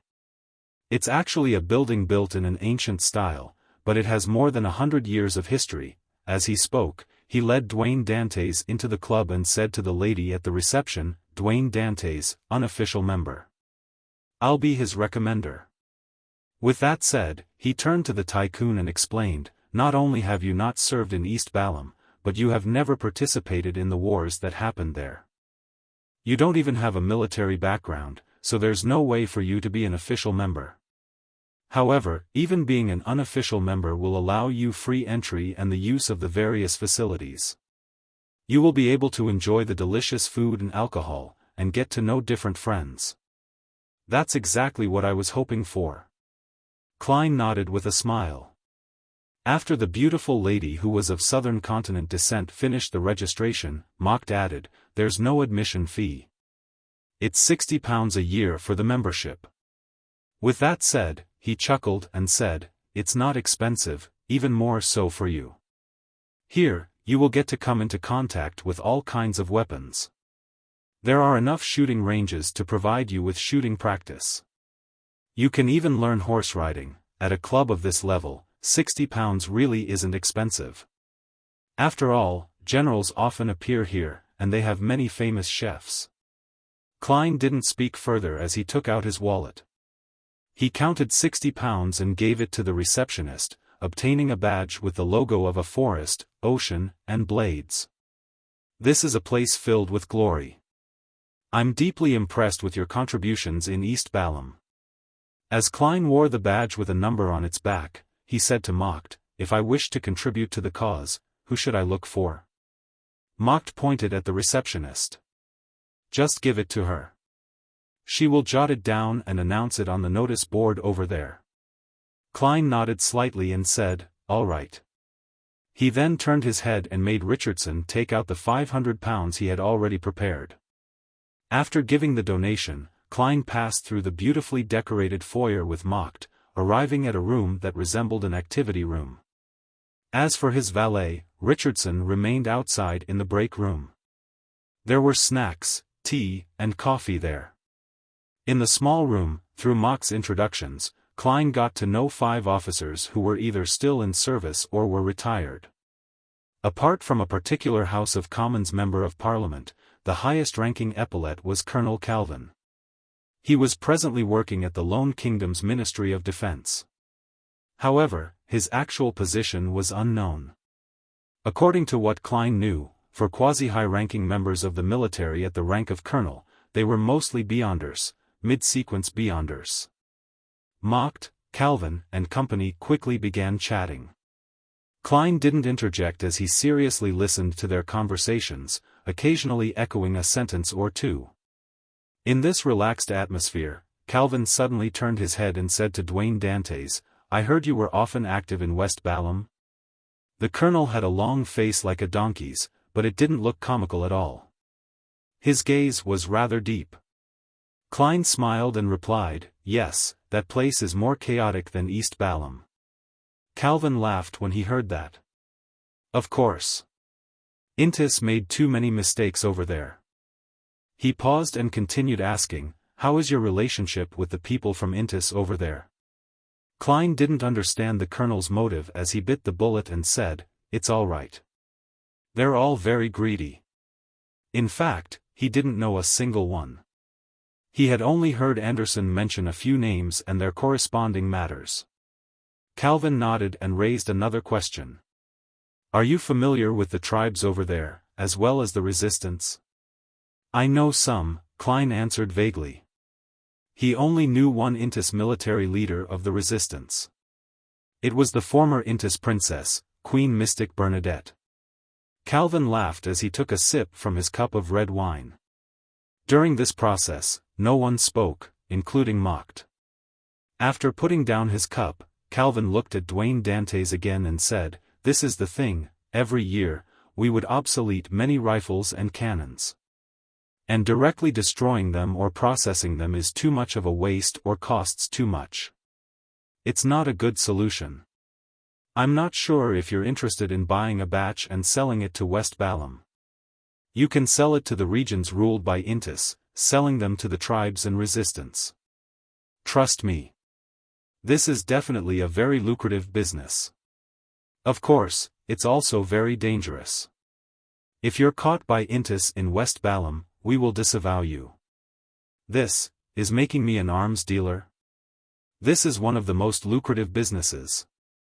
Although I'm not familiar with West Balam at all and lack any connections, I can sell it to Queen Mystic or the resistance at the Rorstad archipelago." Klein was tempted as he deliberately wore a mixed and hesitant expression. "I've never done such things before, but it's definitely attractive enough." Calvin laughed and said, "There's no need to rush to a decision. This is a very important matter that requires serious thought. Just give your answer to Macht before the end of the week." Klein secretly heaved a sigh of relief and nodded with a smile. "All right. Tingen City. Raphael Cemetery." Although the afternoon sun was rather strong, this place remained gloomy and cold. Leonard was standing in front of a grave, staring silently at the tombstone.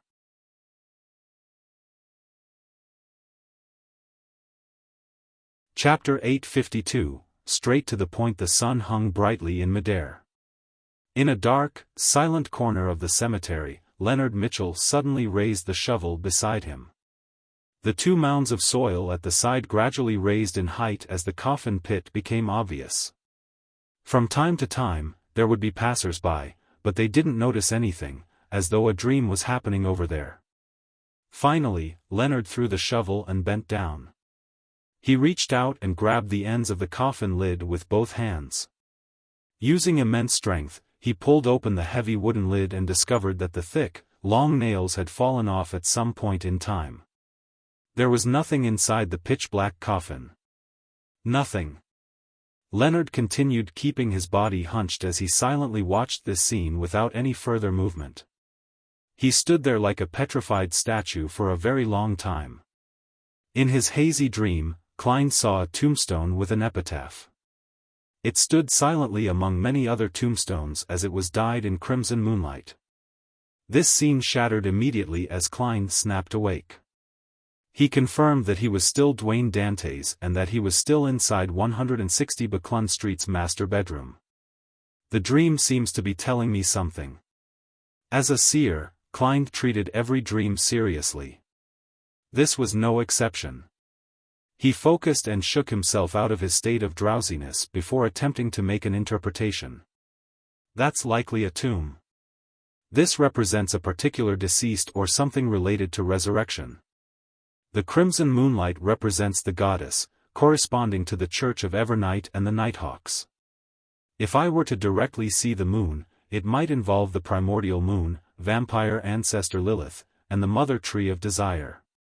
The tomb was dyed with a color almost resembling blood. This symbolizes something bad. As Klein did an interpretation of the dream, he gathered all the content and attempted to make an effective, meaningful conclusion. After some serious thought, he began to believe that the dream's revelation was referring to the past him and the Church of Evernight.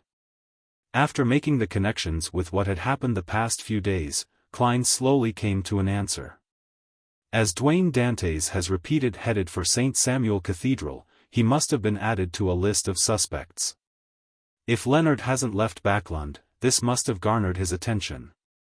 After all, he knows that Dwayne Dantes isn't a simple person and has mysterious origins.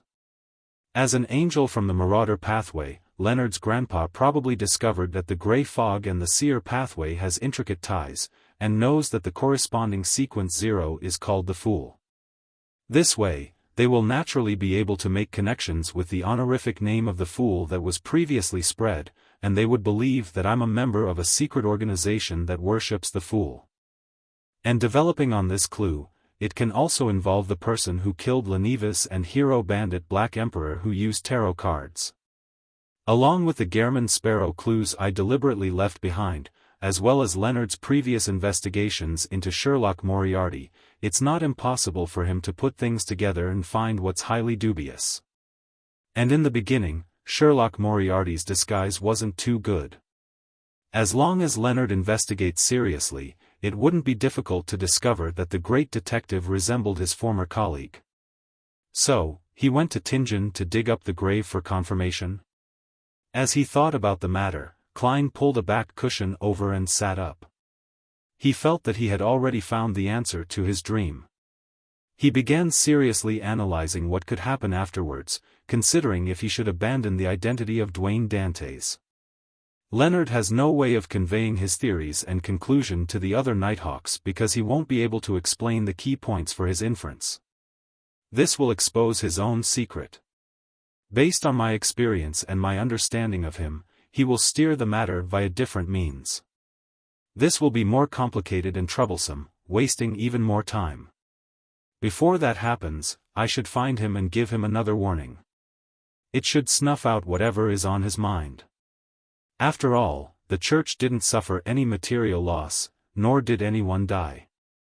Yes, for Dwayne Dantes, I have taken note of the time. I specially created tracks of my activity in the southern continent over the past few months, staggering it with the decline of Gehrman Sparrow's sightings. And this involves the Intis colony, so it will be rather difficult to verify the matter. That also means that Leonard has, at best, figured out that Gehrman Sparrow equals Sherlock Moriarty equals Klein Moretti. He will just believe that I'm in cahoots with them, part of a secret organization that believes in the Fool. To him, Dwayne Dantes is a powerful, mysterious beyonder who can sense the grandpa in him, a demigod. This is an obvious discrepancy with the other identities.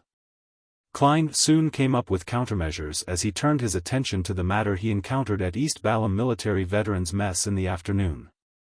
Why would they directly seek me out for such a private arms deal? I just established a friendship with Mocht and hadn't experienced any tests. I don't deserve such trust. Perhaps it's a test. In the beginning, it will just be rifles and cannons. The quantity would probably be limited. Nor will it involve high-quality items. Furthermore, I'll need to come up with the cash before receiving the goods. If I have any real problems, they wouldn't suffer any losses. They will only suffer the repercussions of a small batch of weapons falling into hands within their own domain of control. Yes, to them, a tycoon like me, with a complicated background and a deep understanding of West Balham, really is an excellent candidate. First, I have the money. Second, I have the guts. Third, I have the resources and social connections, allowing the arms to be sold to suitable factions. Fourth, I have no background in the upper echelons of the kingdom. I can always be made the scapegoat and be abandoned. They must have sent people to monitor me in secret. As long as this business is smoothly completed, I'll be a close partner with the military. This will aid in my investigations of the truth behind the great smog of Backlund. The problem I have now is that I have zero actual knowledge of West Balam's resistance and various tribes. I've no idea where that fellow, Anderson, is. I don't have his method of contact either. Danitz might be aware of the situation in West Balam. Same for Mam Hermit. Likewise for Queen Mystic who's backing her. I'll first gather intelligence from these channels. Having made up his mind, Klein's working brain slowed down as a sense of drowsiness washed over him again. He let his body slide down bit by bit as he got under the blankets. In the basement of St. Samuel Cathedral, Leonard, who had returned from Tingen, managed to be in time for the team's internal meeting. Soest first briefed them on the conclusion of the Archbishop and what the other local Nighthawk teams had obtained. With the help from the Holy Cathedral, St. Anthony has confirmed that the infiltrator is Gehrman Sparrow. The conclusion is that this crazy criminal is still alive but doesn't exist in this world. This is truly a contradictory statement. I don't understand it as well. His Grace didn't explain anything either. In short, our focus will be on the investigation of Gehrman Sparrow. According to the information provided by MI9, Gehrman Sparrow is a fake identity. He originally came from Backlund. After Soest finished the briefing, he asked, "Do you have anything to add?" Leonard opened his mouth and was just about to say something, but his eyes shimmered twice before he fell silent again. Soest turned his head and glanced at him, calling him out by name. "Leonard, did you discover any clues?" Leonard remained silent for a second before shrugging. "That clue has been eliminated." Soest didn't ask further as he looked at the other teammates. After a series of supplementary information and analysis, he began assigning missions to his Red Gloves team. After everything was assigned, Leonard Mitchell held a name list that required him to enter their dreams for a cross-check. He returned to the break room above and threw his body into bed. He sat there silently as he raised his hand to comb his hair, preparing to begin taking action. However, the first dream he entered wasn't anyone in the name list. His target was Dwayne Dantes. After repeated considerations, he decided to speak to this secret organization member, an undying monster from the fourth epoch, face to face. He wanted to see what information he could sound out.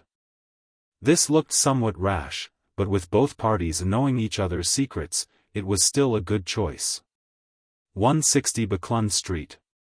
Klein's drowsy mind suddenly became clear as he knew that someone had entered his dream.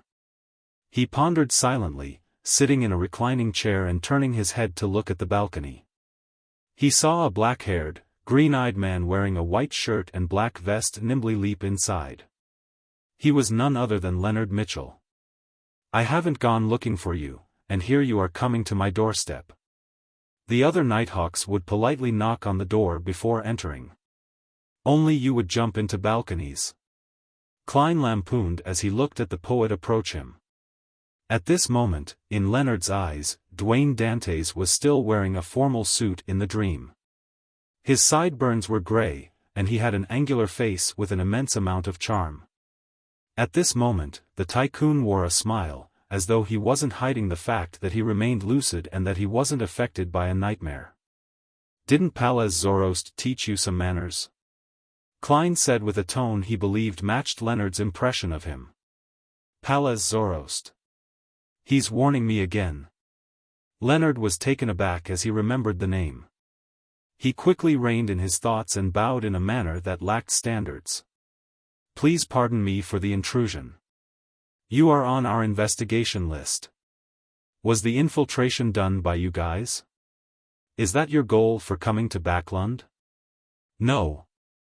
Klein and his Dwayne Dantes guys raised the cup of red wine and sipped it. "It's not us, but just him alone. He put on an act that he wasn't afraid of Leonard knowing. "Gehrman Sparrow?" Leonard asked in a deep tone. Klein glanced at him with his deep blue eyes that seemed to have seen the vicissitudes of life. "Isn't that obvious? What does he actually want to do?" "He didn't take anything away," Leonard took the opportunity to ask. Klein raised his hand to stroke his white sideburns and chuckled. "What do you think is the answer?"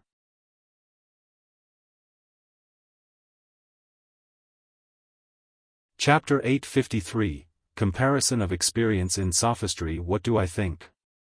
If I were to know the answer, why would I be here? I'd have long handed this information to my superiors. Leonard silently mumbled as he deliberated over his words.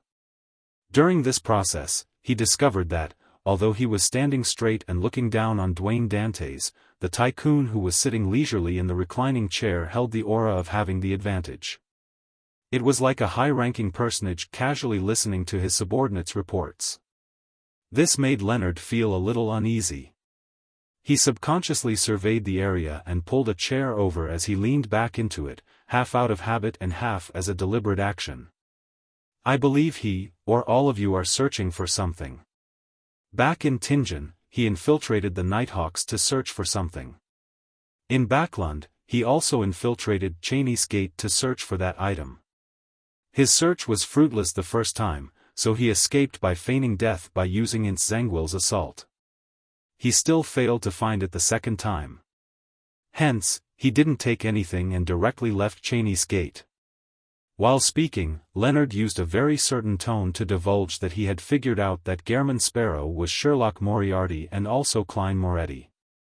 He wished to use the effect of pressure to make Dwayne Dantes not appear that calm or have any thoughts of resorting to sophistry. "Indeed, he went to dig my grave." Klein sighed inwardly as he chuckled.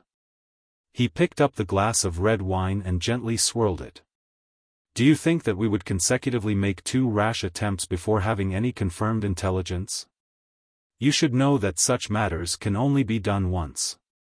Once there's a failure, there's no way it can succeed again. Therefore, who would use an operation to verify one's guess when the target isn't clear? He has tacitly confirmed my explanation. Klein Moretti is Gehrman Sparrow, Hero Bandit Black Emperor, a member of the secret organization who believes in the fool." Leonard tried hard not to frown as he crossed his right leg and said, "So, it's not that nothing was found, but that there was a failure due to other factors?" During these 2 attempts, Tianjin City St. Selena Cathedral and Backlund St. Samuel Cathedral only shared 2 common items, sealed artifact 2-049 and the Antigonus family's notebook. Antigonus family's notebook. That's it? Klein Moretti joined the Nighthawks because of it. Although the process of inference is wrong, the answer is actually correct.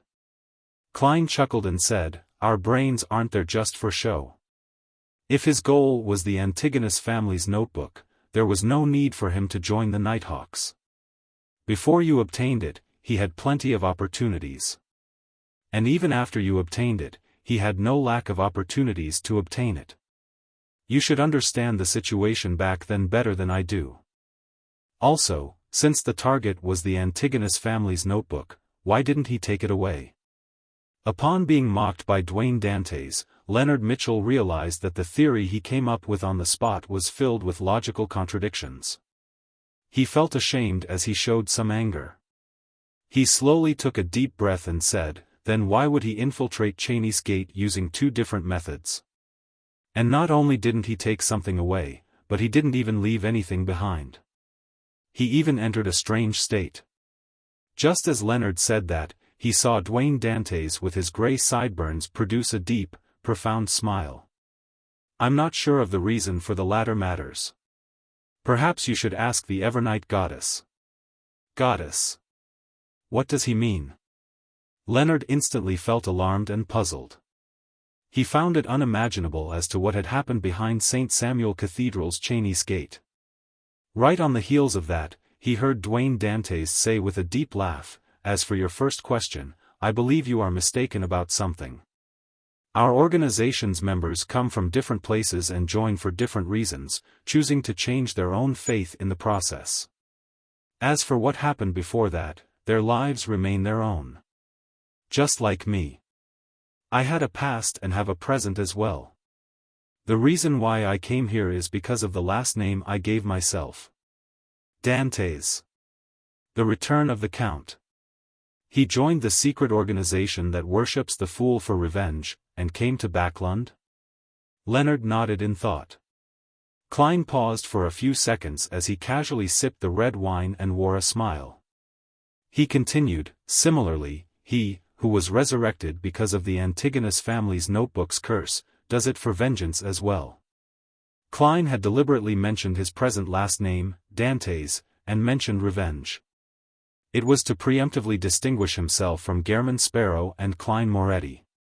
It was to prevent Leonard from later finding similar objectives between the two and begin making a deeper connection from the similarities.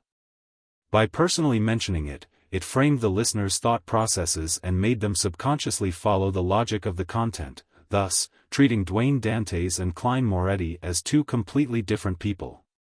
The only similarity was their thoughts of revenge. And in this world, there weren't only two Avengers. Leonard lowered his crossed right leg unknowingly as he leaned forward. Vengeance? Who does he wish to seek revenge on? After asking the question, the elegant and handsome middle-aged gentleman curled the corners of his lips. Lenivis N. Ince Zanguil. Ince Zanguil, Leonard blurted out as he couldn't help but have his expression repeatedly change. Finally, he fell silent. His green eyes looked ahead, unfocused, his thoughts a mystery. Phew. After a long silence, Leonard exhaled and released his originally clenched hands. He asked with his voice a little hoarse, Lenivis was really killed by him? Of course, Klein secretly sighed as he replied calmly. Leonard's mouth gaped open as though he wished to say something, but he didn't. He tightly pursed his lips. Realizing that his goals had been met, he immediately changed topics and chuckled. If you have a similar goal or require help, you can also chant his honorific name. Perhaps you will receive a response.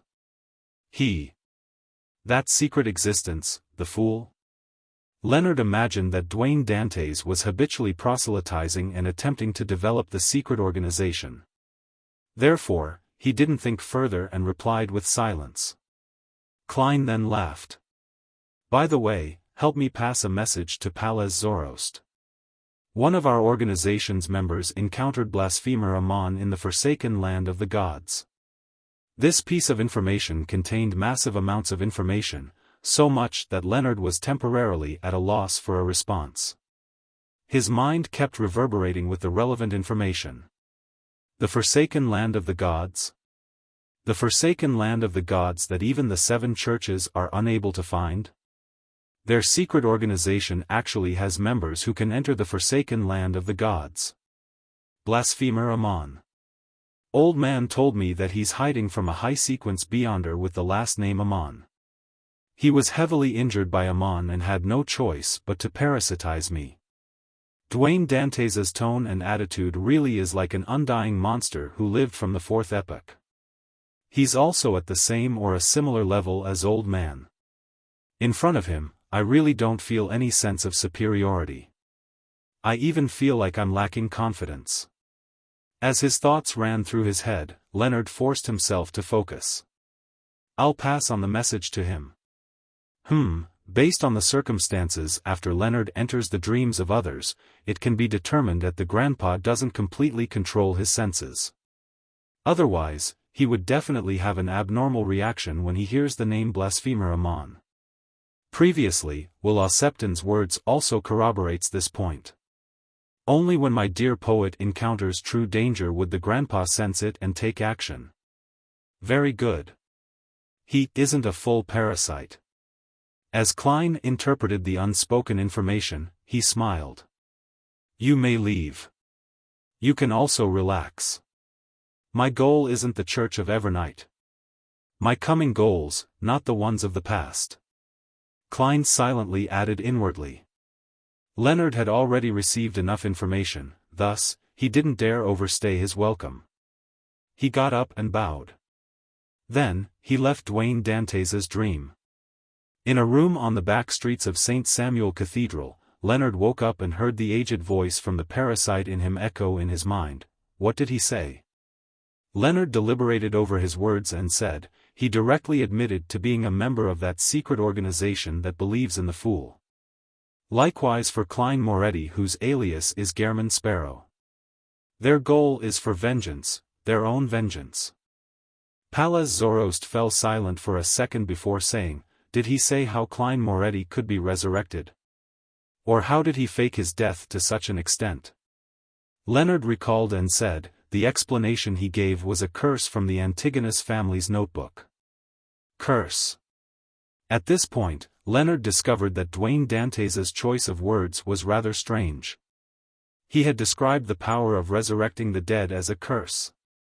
Palaz Zoroast didn't seem to have any questions about that. After a few seconds of silence, he said, what else did he say? Leonard didn't hide it from him and said frankly, he mentioned blasphemer Amon, saying that a member of their organization met him in the forsaken land of the gods. Old man, is that the Amon you mentioned? The aged voice replied after a while, probably.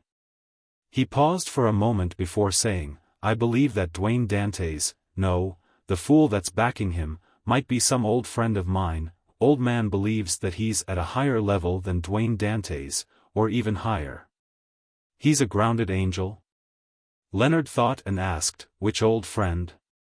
Palaz Zoroast didn't answer as he asked, are you going to find an opportunity to reveal the situation about Dwayne Dantes and Klein Moretti? Leonard suddenly fell silent and only heavily said more than 10 seconds later, not for now. Perhaps he and I, and them, have the chance of working together. And the church didn't suffer any material loss this time. The parasite inside him didn't say a word, as though he had fallen asleep.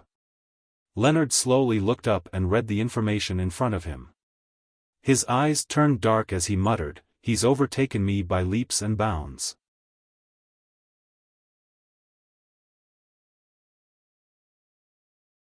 Chapter 854, Confession. Early morning, 160 Buckland Street.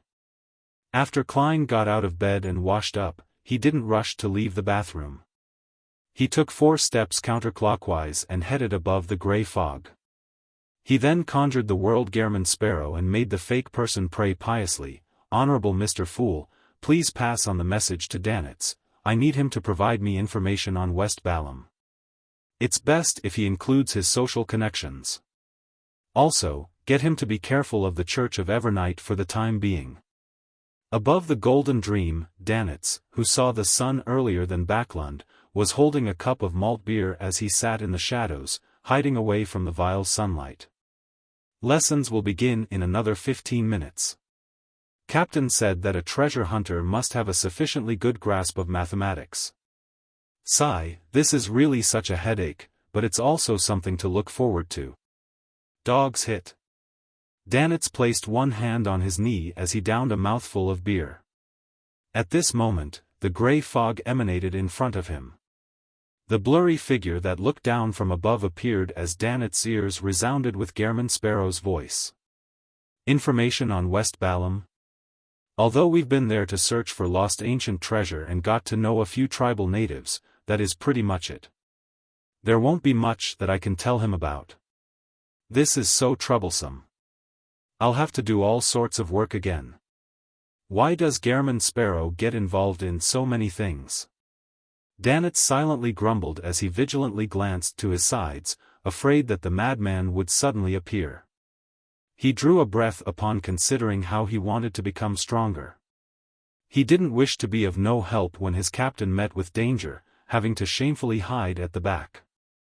Danitz slapped his face a few times with his free hand before standing up. He immediately left the shadows and found Iron Skin and Bucket. He asked them in detail about West Balam's situation and who he should ask for the various matters, only to obtain a unanimous answer, Captain Edwina Edwards, or Anderson Hood, who previously joined our bonfire on the ship. Will she be suspicious if I directly ask Captain, making her believe that I have a secret and am secretly working for someone else. But, I've no idea where that fellow, Anderson, has gone to. Dogs hit. Danitz fell into a dilemma as he couldn't help but think about something else, recalling Gehrman Sparrow's last words, "Be careful of the Church of Evernight." Danitz wasn't a fool. He knew that a matter that the crazy adventurer emphasized was something important. It also meant that he believed that he had a high chance of being an important target of the Church of Evernight. He would be wildly pursued by the Red Gloves. Apart from the Church of Evernight, the Church of Storms, and the military are targeting me as well. It's said that they have each sent a squad. Danitz thought as his heart palpitated. He soon revealed a puzzled and bitter look as he muttered to himself, "But I haven't done anything."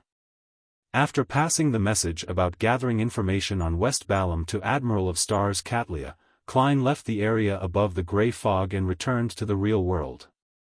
Like every other day, he had his breakfast and had lessons.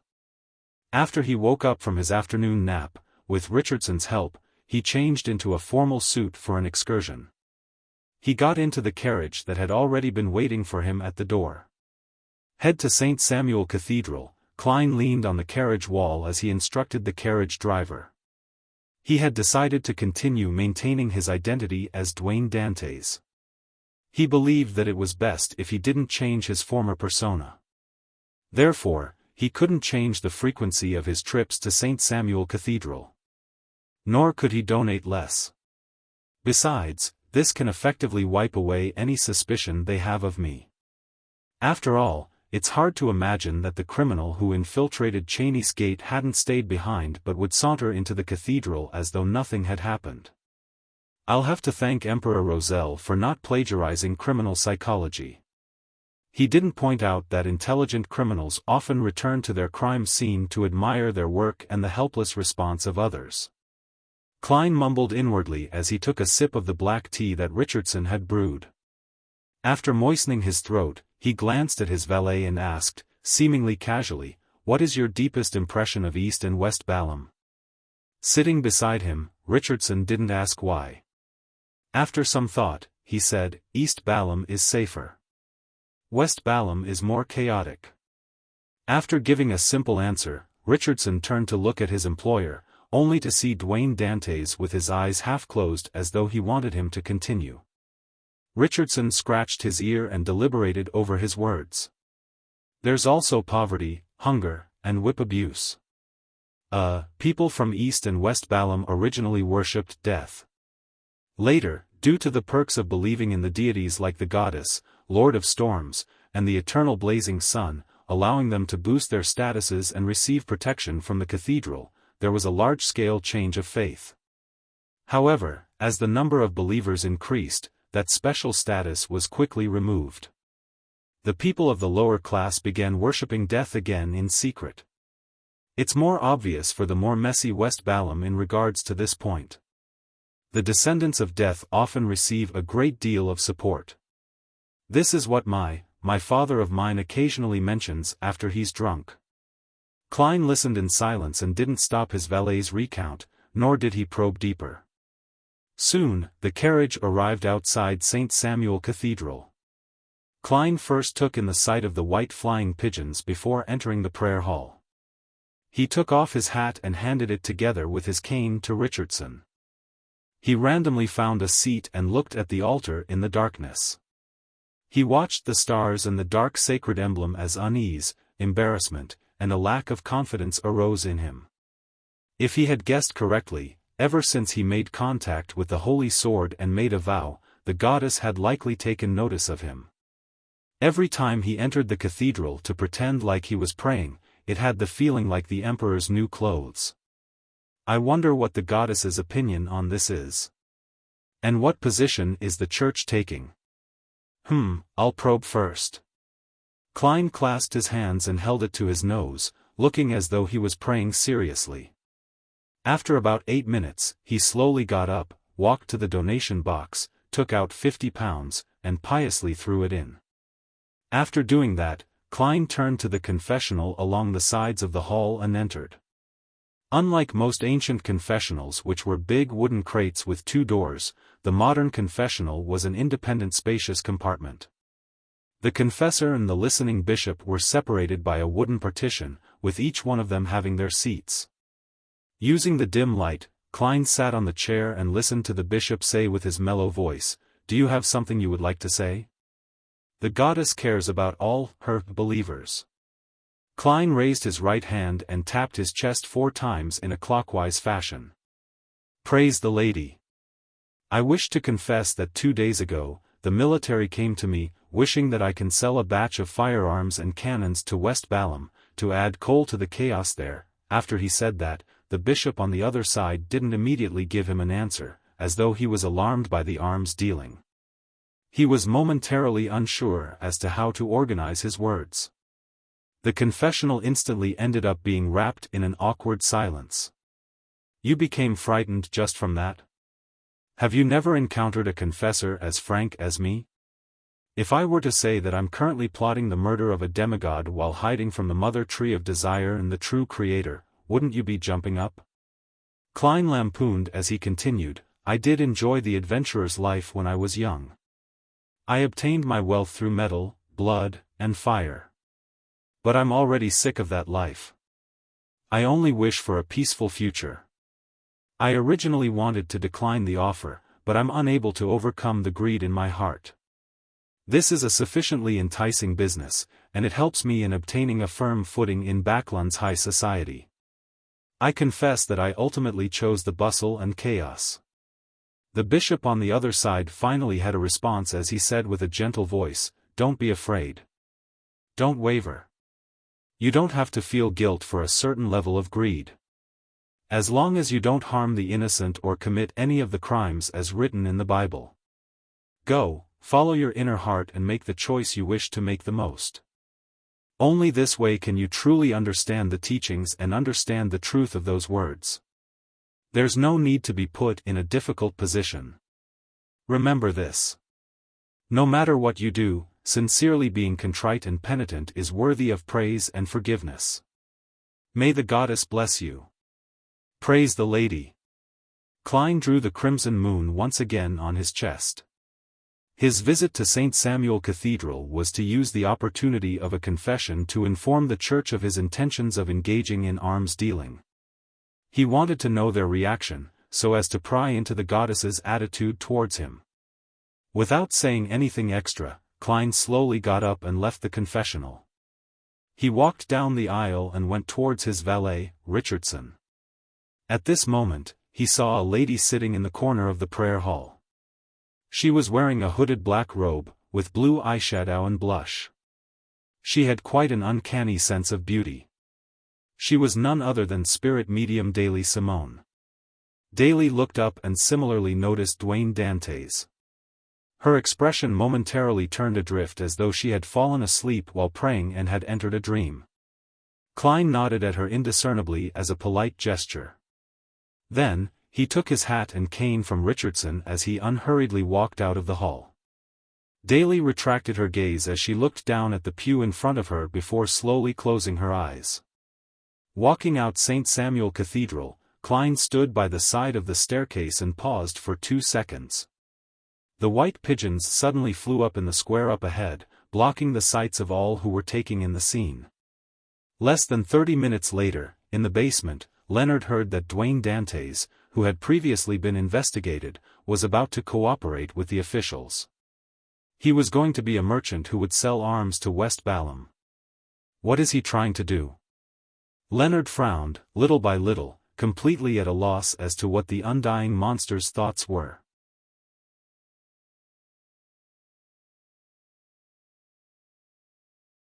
Chapter 855, New Visitor. As he returned from St. Samuel Cathedral to 160 Buckland Street, Klein saw his white-gloved butler, Walter, walk up to him. "Sir, someone delivered a name card. He said that his employer wishes to visit you from 4 to 5, Walter said with a staid expression.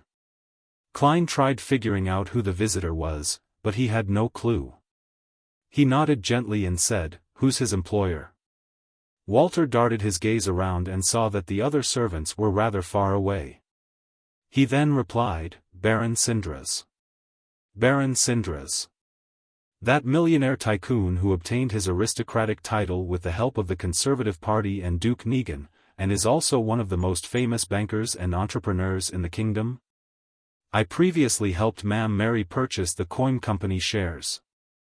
The competitor happens to be him and his friends. He's visiting me personally for that matter. It's only a transaction worth about £13,000. It shouldn't be something that requires him to go this far. As Klein's mind raced, he walked to the staircase that led to the second floor.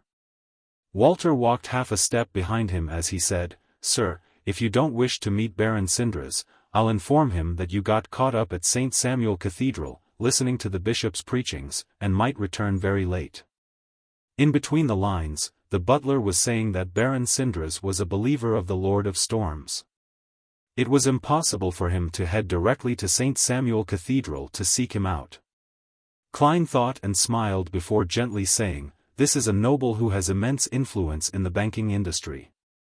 I'll definitely come across him in the future, so I have to meet him.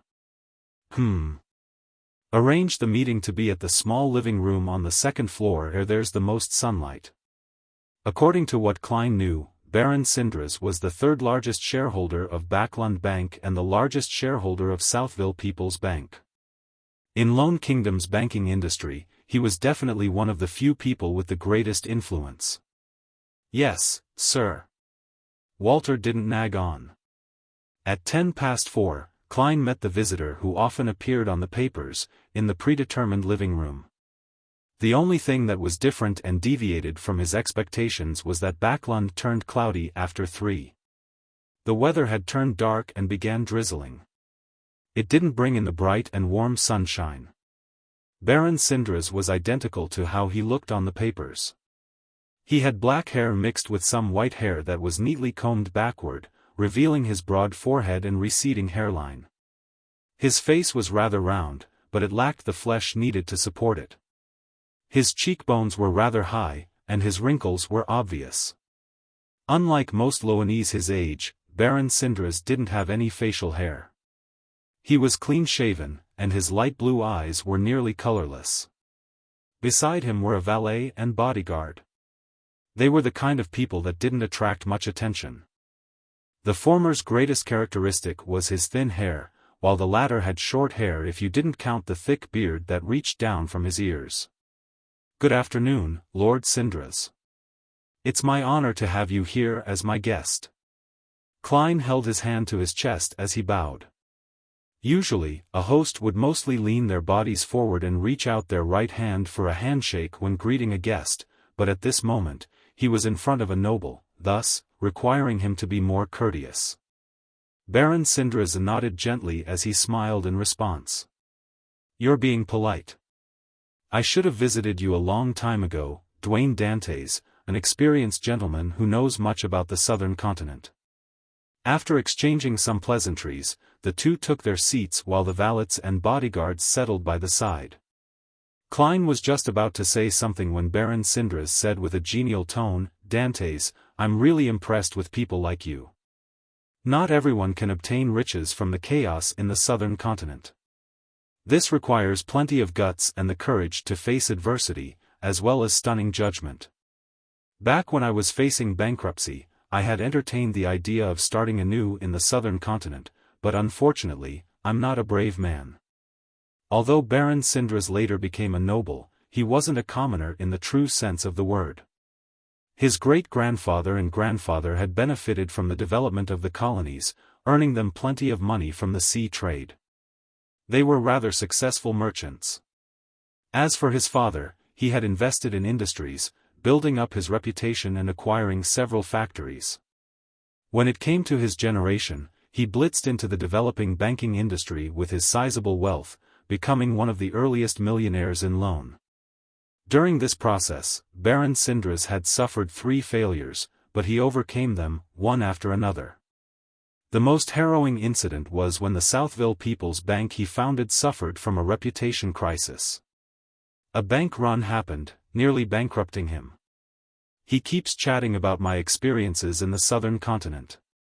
Is he hinting to me that he has already discovered the problems with my background, and is using it as a warning?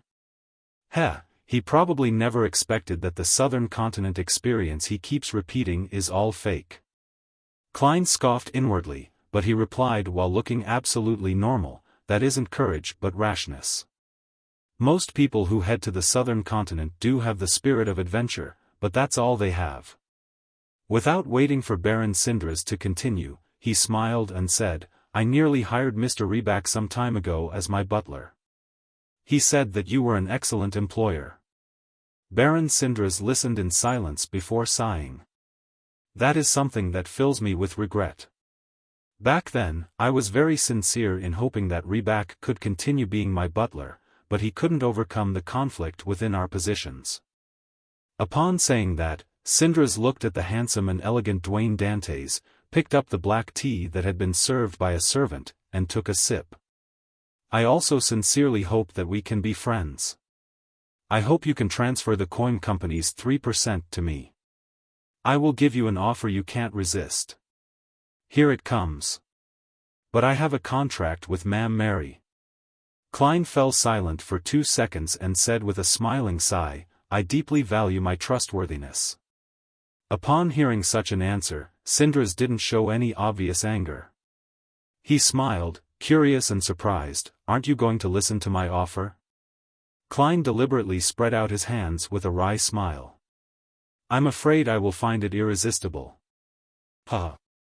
Sindras immediately laughed and slowly stood up. You're as humorous as they say. At the same time, you have a firm will that the rumors fail to mention. He looked at his bodyguard and valet before saying to Dwayne Dantes with a smile, being a partner with you is definitely better than being a competitor. Alright, it's time that I leave. There are many things that require my attention. Is this sincere praise, or a veiled threat? Klein wasn't a spectator, so he wasn't able to interpret the subtleties. All he could do was shamelessly reply, likewise. I look forward to having the opportunity to cooperate with you in other domains, Lord Sindras. Dressed in a formal suit and a tie, Baron Sindras smiled and nodded. Without saying another word, he was led out of the main door by Dwayne Dantes and his butler and valet. As he watched the luxurious carriage disappear into the distance, Butler Walter suddenly said, Sir, should I hire some temporary bodyguards? Klein nearly failed to understand his butler. Seeing his employer's expression remain unperturbed, Walter added, at times, competition in business can endanger one's personal safety. Mr. Butler also noticed the veiled threats by Baron Sindras. Klein curled the corners of his lips and said, I'm not too worried because this is Backlund. Because my name is known at the Church of Evernight.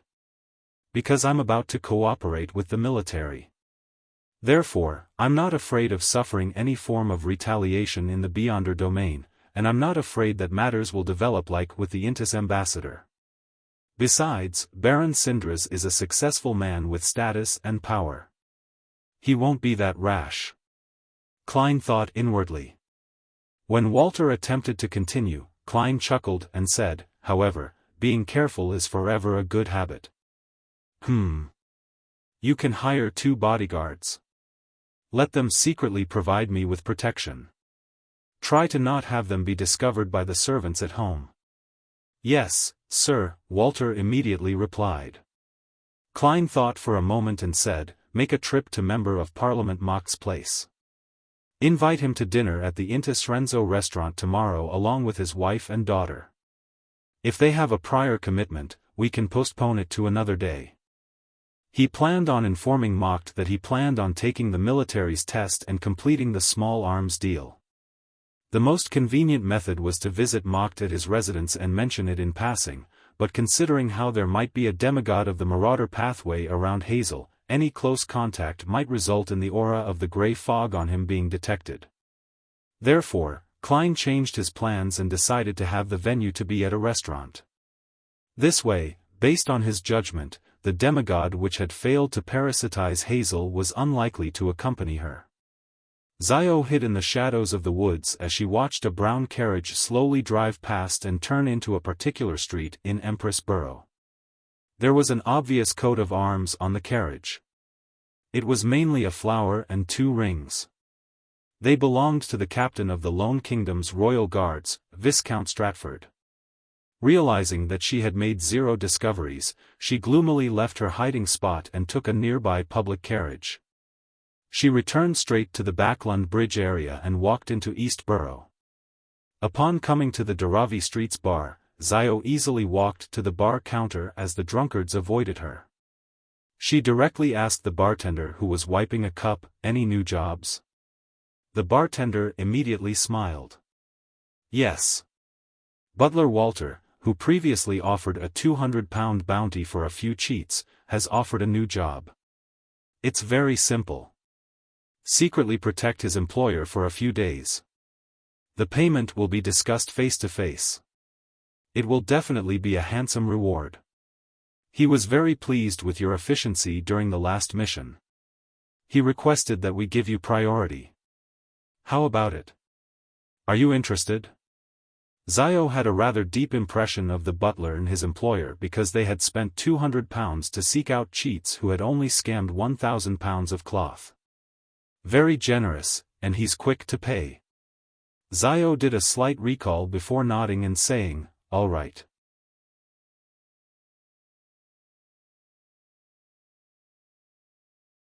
Chapter 856. Bodyguards arrive in an apartment in Sherwood Borough. Just as Xiao entered, she caught the scent of fried food. She couldn't help but twitch her nose and looked towards the kitchen. Furs? Would there be anyone else? Furs peeked her head out from the kitchen and asked with a smile. Xiao put down the papers in her hand, half surprised and half grumbling. "Do you still remember how long it's been since you stepped into a kitchen?" Making toast in the morning doesn't count." Furs returned to the kitchen, leaving only her voice behind. "I choose the food outside because they're better. And now, the surrounding streets don't have any good fried chicken. I suddenly had cravings for it. When it comes to Intis cuisine, I like it the most." Xiao walked to the kitchen and leaned against the door frame as she watched Furs busily prepare dinner. She deliberated and said, "I received a job. £100 a day. Ranging from 3 to 5 days, but I need another helper. Weren't you previously lacking in money? Why don't we do it together? Actually, my financial situation has improved. However, a mission that pays £50 a day isn't bad. I'll save up as much as I can. There will be plenty of places that require me to spend money in the future." As Furs watched her oil-filled pot, she asked, "What kind of job is it?" She had already calculated how much she could receive. Xiao combed her slightly coarse blonde hair and said, "Secretly protect a tycoon named Dwayne Dantes." "What did he encounter? Will it be very dangerous?" Furs asked cautiously. Xiao recalled and said, "Apparently there was some kind of business conflict, and his competitor has threatened him. This isn't anything dangerous. As you are aware, the powerful Beyonders in Backland wouldn't dare to take any risks, as it's easy to expose themselves, causing them to be targeted by the Nighthawks and mandated punishers. Perhaps the other party is a lunatic? You can't rule that out." While retorting, Furs naturally thought of the world Gehrman Sparrow.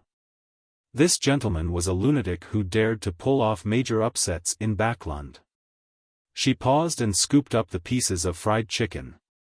"Since you've already accepted the mission and I have nothing coming up recently, let's do it together. It's good too. We will be protecting him in secret, so no one will discover that I'm a bodyguard. Otherwise, I'll have no way of participating in those literature saloons. Actually, I can tell them that I'm experiencing life and gathering material. My next novel will be about a female bodyguard and her male employer." Xiao was already used to Furz's penchant for letting her thoughts wander. She scrunched up her nose and said, "Let's head over after dinner. 160 Buckland Street." Klein had set up a ritual in the master bedroom's bathroom and headed above the gray fog. He planned on handling some random matters before the bodyguards hired by butler Walter came. It wouldn't be convenient for him to do them in the coming days.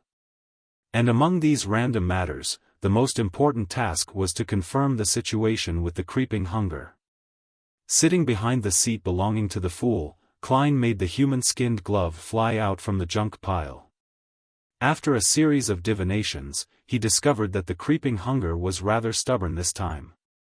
None of the negative side effects had changed. It's a result of Mr. A's corruption, so it's absolutely not giving up its praise of the true creator? The corners of Klein's mouth twitched as he seriously considered the solution to this matter. Find another way to threaten it? No, how can I call it threatening? Under the premise of being proactive, I will be engaging in friendly communication with it. Klein rapped the corner of the long model table and muttered silently, I'll be writing to Mr. Azik later anyway. I can also mention in passing that the creeping hunger's seal is no longer effective. I can also bring some mushrooms along with me. No, that wouldn't work. Although it will stop the creeping hunger from praising the true creator, it will make it unusable. I'll get a few of the original mutated mushrooms from Frank to see if there are other effects. After determining his thought process, Klein threw Azik's copper whistle and the adventurer's harmonica through the door of sacrifice and bestowment before returning to the real world. He packed up the ritual items and wiped away any traces of the ritual. After leaving the bathroom, Klein walked to his study desk, taking out a fountain pen and paper as he deliberated over the things to say. Dear Mr. Azik. It's been a while since I've written to you. I wonder how you've been recently. Due to certain unforeseen circumstances, your seal on the creeping hunger is no longer effective. Can you give me the corresponding method? I wish to apply the seal on it again. Have you heard of creatures known as spirit world plunderers? What level are they, and what kinds of characteristics do they have? Where are they usually active in? I might be heading to the southern continent in the near future. If I obtain any new information on death, I'll write to you as soon as possible. Putting down the fountain pen and reading it twice, Klein folded the letter and blew the copper whistle. Silently, white bones spewed out from the floor, gushing out like a fountain into midair, forming a giant skeleton that was nearly 4 meters tall. The skeleton lowered its head to glance at Dwayne Dantes before bending its back, bending its right arm and spreading open its palm. This messenger is becoming more polite. Klein nodded in satisfaction, handing it the letter. The skeleton messenger didn't stay, and it immediately disintegrated, pouring down like a waterfall before rapidly vanishing. Klein silently heaved a sigh of relief as he retracted his gaze and continued writing a letter to Frank. The dried mushrooms you provided were pretty good. Do you still have more? Do you find the idea I previously mentioned viable? If you encounter any difficulties during the research process, you can write to me. After folding the letter, Klein blew into the adventurer's harmonica. He saw Miss Messenger Rionette Tynker appear by his side. She still lacked a head as she wore a complicated black dress while holding 4 beautiful blonde, red-eyed heads. Can you lock onto Frank Lee? Klein asked rather confidently. After all, Miss Messenger was unlike ordinary messengers. She was a spirit world creature at the demigod level. Under normal circumstances, a messenger could only locate the contractor or the person who held the summoning ritual. As for the latter, there was a limitation. Once the ritual was too far away, the messenger wouldn't be able to find them. Rionette Tynker's 4 heads turned in unison and looked at Klein. Yes, it's that man who wants to plant everything, right? What did Frank do to leave such a deep impression on Miss Messenger? Back when I replied, she even said that she hoped that he wasn't dead. Klein nodded seriously. Yes. Rionette Tynker's 4 heads spoke one after another. Can locate, I labeled him, Klein turned agape, nearly forgetting his motives. Poor Frank, no, the great and powerful Frank. He actually got Miss Messenger to specially label him. May the goddess watch over him. Klein silently exhaled and handed the letter to Rionette Tynker. Please hand it to Frank. He will pay you the gold coin. One of the heads in Rionette Tynker's hand opened its mouth and bit down on the letter. Then, it directly entered the spirit world, unable to be sensed again. After dealing with these matters, Klein left the copper whistle and harmonica on him. He went downstairs to have dinner. Midway, Walter entered and whispered into Dwayne Dantes' ear, "The bodyguards have arrived. It's that Miss Zio and her friend from before. I will arrange for them to secretly provide you protection." Miss Zio and her friend? Don't tell me it's Miss Magician. Klein was momentarily at a loss for words as all he could do was gently nod, acknowledging the new tidbit of information. His spirituality actually didn't sense that someone had infiltrated his house. However, this was very normal since it wasn't time for most people to sleep for the night. When it was that period of time, any abnormalities became rather obvious. Therefore, unless Klein specially used his spirituality to leave undetectable marks at key spots, or if the intruder had plenty of ill intentions towards him, he would find it difficult to notice them. In a bedroom on the 3rd floor, Zio and Furs each took a window. Through the glass, they looked down at the garden. This is my dream house. When I have enough money, I'll buy a house just like this in a scenic area. No, I'll still choose Backlund. There are more delicacies here, and it's more convenient, Furs said sincerely. With that said, she sighed inwardly. Unfortunately, I have the curse of the full moon. I can only continue improving myself. Otherwise, I'd have kept a house instead of selling it for cash.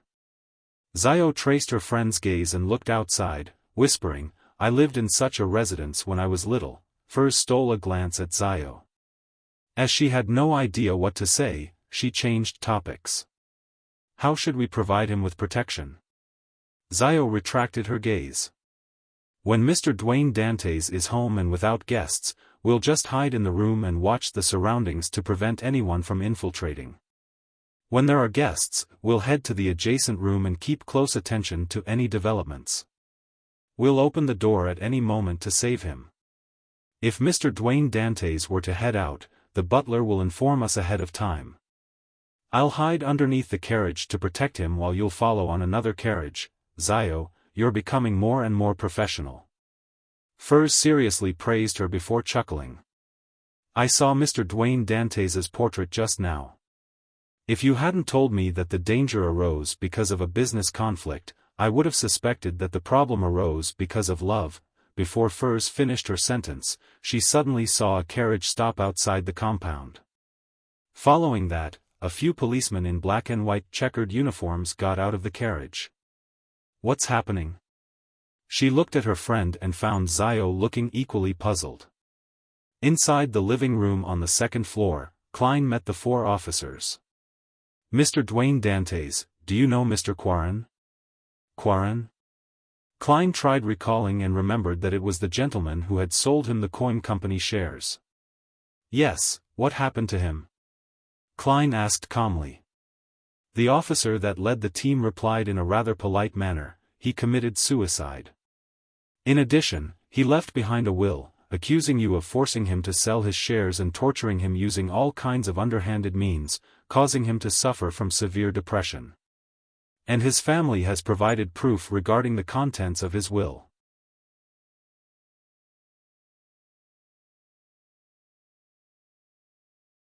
Chapter 857, Poignant. Quarren committed suicide? His will accused me of forcing him to sell his shares? His family can even provide evidence? As Klein listened to the officer's description, he digested the relevant information and produced questions in his mind. After he understood the situation, his first reaction was, "Baron Sindras has taken action." This powerful banker didn't hesitate to carry out his follow-up action against me after failing to cooperate with me, treating me as an enemy. He didn't hold back. Furthermore, he has clearly gathered enough information to know that Dwayne Dantes is involved with the Church of Evernight and Member of Parliament Mocked and the faction backing him. If he were to directly deal with me, it would easily attract unwanted trouble. Therefore, he chose to strike at the other end of the transaction, Quarren. This will be more indirect and safer, but it would be equally treacherous and ruthless. This is an utter disregard of an ordinary person's life. Klein suddenly recalled the innocent people who collapsed during the Great Smog of Backlund. He couldn't help but feel a sense of rage surge within him as it bubbled to the surface but was ice cold. Klein used his clown powers to control his facial expression, making him look even more surprised as he asked, seemingly finding the situation incomprehensible, "Are you certain you aren't joking?" The leading officer nodded solemnly. "If we didn't have sufficient clues to support it, we wouldn't disturb a gentleman like you. Mr. Dwayne Dantes, I'll have to trouble you to follow us to the station for further investigations." Despite looking unperturbed, Klein's mind was racing. Just as he was about to say something, he suddenly noticed something illogical. Regardless, murder is a serious crime in the current Lone Kingdom. With Baron Syndra's identity, status, and social connections, he will have at least a few dozen effective means to deal with a foreign tycoon that just came to Backlund 2 months ago. There's no need to go this far. After all, as a member of high society, he will more or less understand or be in contact with beyonder powers. He knows that there are all kinds of incredible means to pursue the true murderer. Unless he's completely confident, taking the risk to frame someone for murder is definitely the worst choice. If Syndra's were to use his authority to suppress the investigations of the official beyonders, it will definitely be more effective and simpler to employ other means. Even if he temporarily isn't aware that I'm about to work with the military, he's definitely aware of my connection with the Church of Evernight and Member of Parliament Mocked. He wouldn't do things in such a simple and brazen manner. Most importantly, even if he's the kind of murderer who would kill for 3% shares, why didn't he do it earlier? He could have held Quarren at gunpoint early on, resolving the matter without causing any fuss. Klein glanced at the officers in front of him while in thought without immediately giving an answer. And in an adjacent room, Zio and Furs were leaning against the wall. Using the latter's ability to open a small door, they didn't miss any parts of the entire conversation. "What do we do? If the police want to arrest him, do we still provide protection?" Furs, who lacked the experience of a bounty hunter, hurriedly suppressed her voice as she asked her friend. She never expected that the business conflict would result in a case of murder and suspicion of framing. The enemy she had imagined had transformed from an infiltrating murderous bandit into a police officer. She was momentarily unsure of what to do. Zio was also in a dilemma. Usually, a bodyguard will only deal with illegal encroachers. But they have given a sufficiently sizable remuneration. Furs was surprised and amused by the response as she asked, "If he really is imprisoned, are you thinking of breaking him out of jail? Let's put aside the problem of danger. That way, you too would be wanted, and you won't be able to be a bounty hunter again. When the time comes, do you plan on fleeing elsewhere with this gentleman?" As she spoke, Furs, who had already come up with a story, discovered that Dwayne Dantes had a response. This elegant gentleman with white sideburns turned to look at Walter and said with a calm and gentle voice, "Two matters. First, visit Baron Syndra's and tell him that someone is trying to frame him." Walter revealed a rare look of surprise and confusion, finding his employer's instructions incomprehensible. From his point of view, this matter was highly likely to be machinated by Baron Syndra's. It was pointless visiting him, as it would only result in mockery. Klein smiled. "He was a guest recently, and he had threatened me for the shares. Following that, Mr. Quarren met with his demise. I find it hard to believe that he wouldn't be under suspicion. Therefore, I believe that it's necessary to warn him. This is what a gentleman should do." The officers were slightly perturbed by what was said. They had the inexplicable feeling that the matter was more complicated than they had imagined.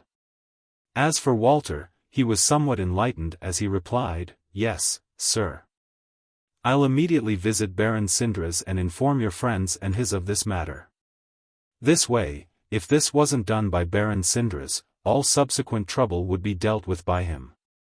If he were the mastermind behind this, by involving him in the name of kindly warning him and spreading the news, it could create sufficient pressure from public opinion.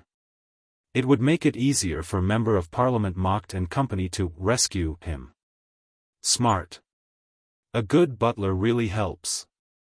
Klein silently praised him as he continued, "Second, please call for my lawyer to handle this tiny inconvenience." After instructing his butler and valet, Klein looked at the few officers in front of him. "All right, I'll follow you back to the station. I won't make things difficult for you. However, I wouldn't answer any of your questions before my lawyer arrives." The leading officer heaved a sigh of relief as he said with a nod, "Thank you for your cooperation, Mr. Dantes." At this moment, in the adjacent room, Furs hurriedly said, "Are we following?" "Yes. I'll hide underneath the carriage now and follow it to the station. We can't be certain that those police officers are real ones." Zio replied rather cautiously. She paused, seizing the moment to ask, "What else do you wish to say?" Furs thought for a moment and poignantly said, "Nobles and tycoons are truly terrifying." Zio was taken aback. She didn't speak further as she walked to the window.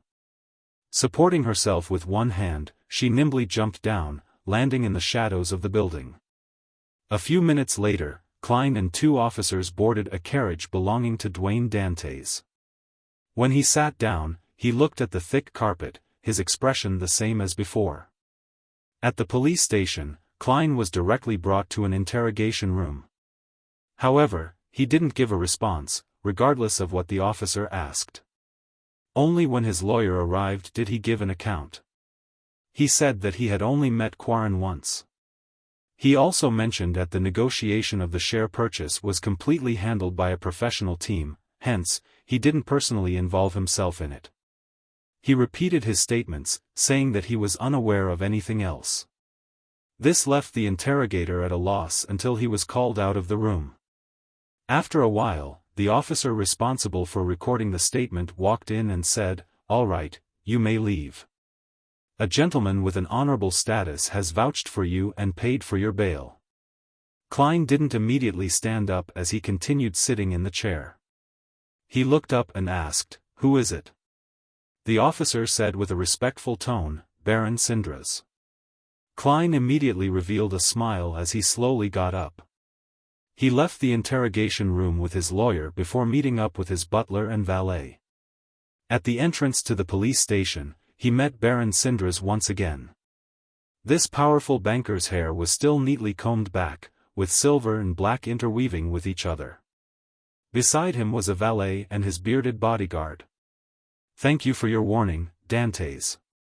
Few people would be so calm and sharp when they encounter such a sudden turn of events." Sindras smiled as he took 2 steps forward, reached out his palm, and shook Klein's hand. Klein replied with a smile, "I was simply trusting your character." Sindras obviously didn't believe such lip service. He found an excuse and, with his bodyguard, boarded Dwayne Dantes's carriage. As for his valet, he sent him off to his luxurious carriage to instruct the carriage driver to follow behind. As parasol trees flew past outside the carriage window, Sindras spoke first. "Dantes, how did you come to such a judgment?" Klein glanced at his butler and valet beside him and chuckled. 2 points. First, I believe that you will have a better solution. You wouldn't do something this violent. Sindras drank a mouthful of white wine on the carriage as he chuckled. Indeed. The corners of Klein's mouth twitched as he said, "I'm very curious as to what kind of methods you would employ." He had only asked in passing, without the extravagant hopes of obtaining an answer. However, Sindras chuckled and said, "With matters developing this far, it doesn't matter if I tell you. It's very simple. Isn't your goal to enter high society? I plan to hire women of different ages. They will accuse you on different social occasions that you toyed with their feelings and bodies, but you refuse to be responsible for your actions. If necessary, I'll find a few toddling children to clasp you around the legs, calling you PA. Perhaps I might get some civilians to accuse you of seducing their wives and destroying their marriage. This is Lone, a rather conservative place. No one would wish to have such a person as a friend. Likewise, the Church of Evernight, who values marriage and family, will also distance itself from you. It will be difficult to clear the air on such matters, yet, it wouldn't be a big deal. They wouldn't use their resources to help do an investigation for you. By the time you eventually find a loophole, your image would be hardened and known by all. How many people do you think will believe your explanations? You are just a newcomer and have yet to build a reputation. You aren't that trustworthy. Of course, if you were willing to accept my conditions, I'd stake my reputation for you. That will be the first step. Now, it wouldn't happen. Klein was almost stunned by what he heard. He found himself too inexperienced compared to a seasoned banker who had established a commercial empire for himself. I believe I should thank you, he replied with an unfazed smile. Second, if you really wanted the 3% shares, I wouldn't be your match when it comes to wealth. It would ultimately be better to force Mr. Quarren rather than killing him after the sale is completed. Sindras raised his right hand and pressed his fingers to the corner of his forehead as he chuckled. No, you're mistaken. I was bent on obtaining the 3% share. However, you're right about one thing. I did prepare an irresistible offer for Quarren, but he suddenly made a decision and completed the deal with you at an extremely fast speed. It caught me by surprise. Klein narrowed his eyes slightly as he suddenly fell silent. Returning to 160 Buckland Street, Zio circled the area and entered the third floor again, seeing Furs, who had easily entered by using door opening. How is it? Nothing happened, right? Furs, who had only followed from a distance away, asked curiously. Zio shook her head in a slightly wooden manner. No. She then revealed a poignant expression. Nobles and tycoons are truly terrifying. You're tuning into the Xiaofan's Wuxia Tales YouTube channel. Don't forget to subscribe and join us on this journey to catch the most captivating stories.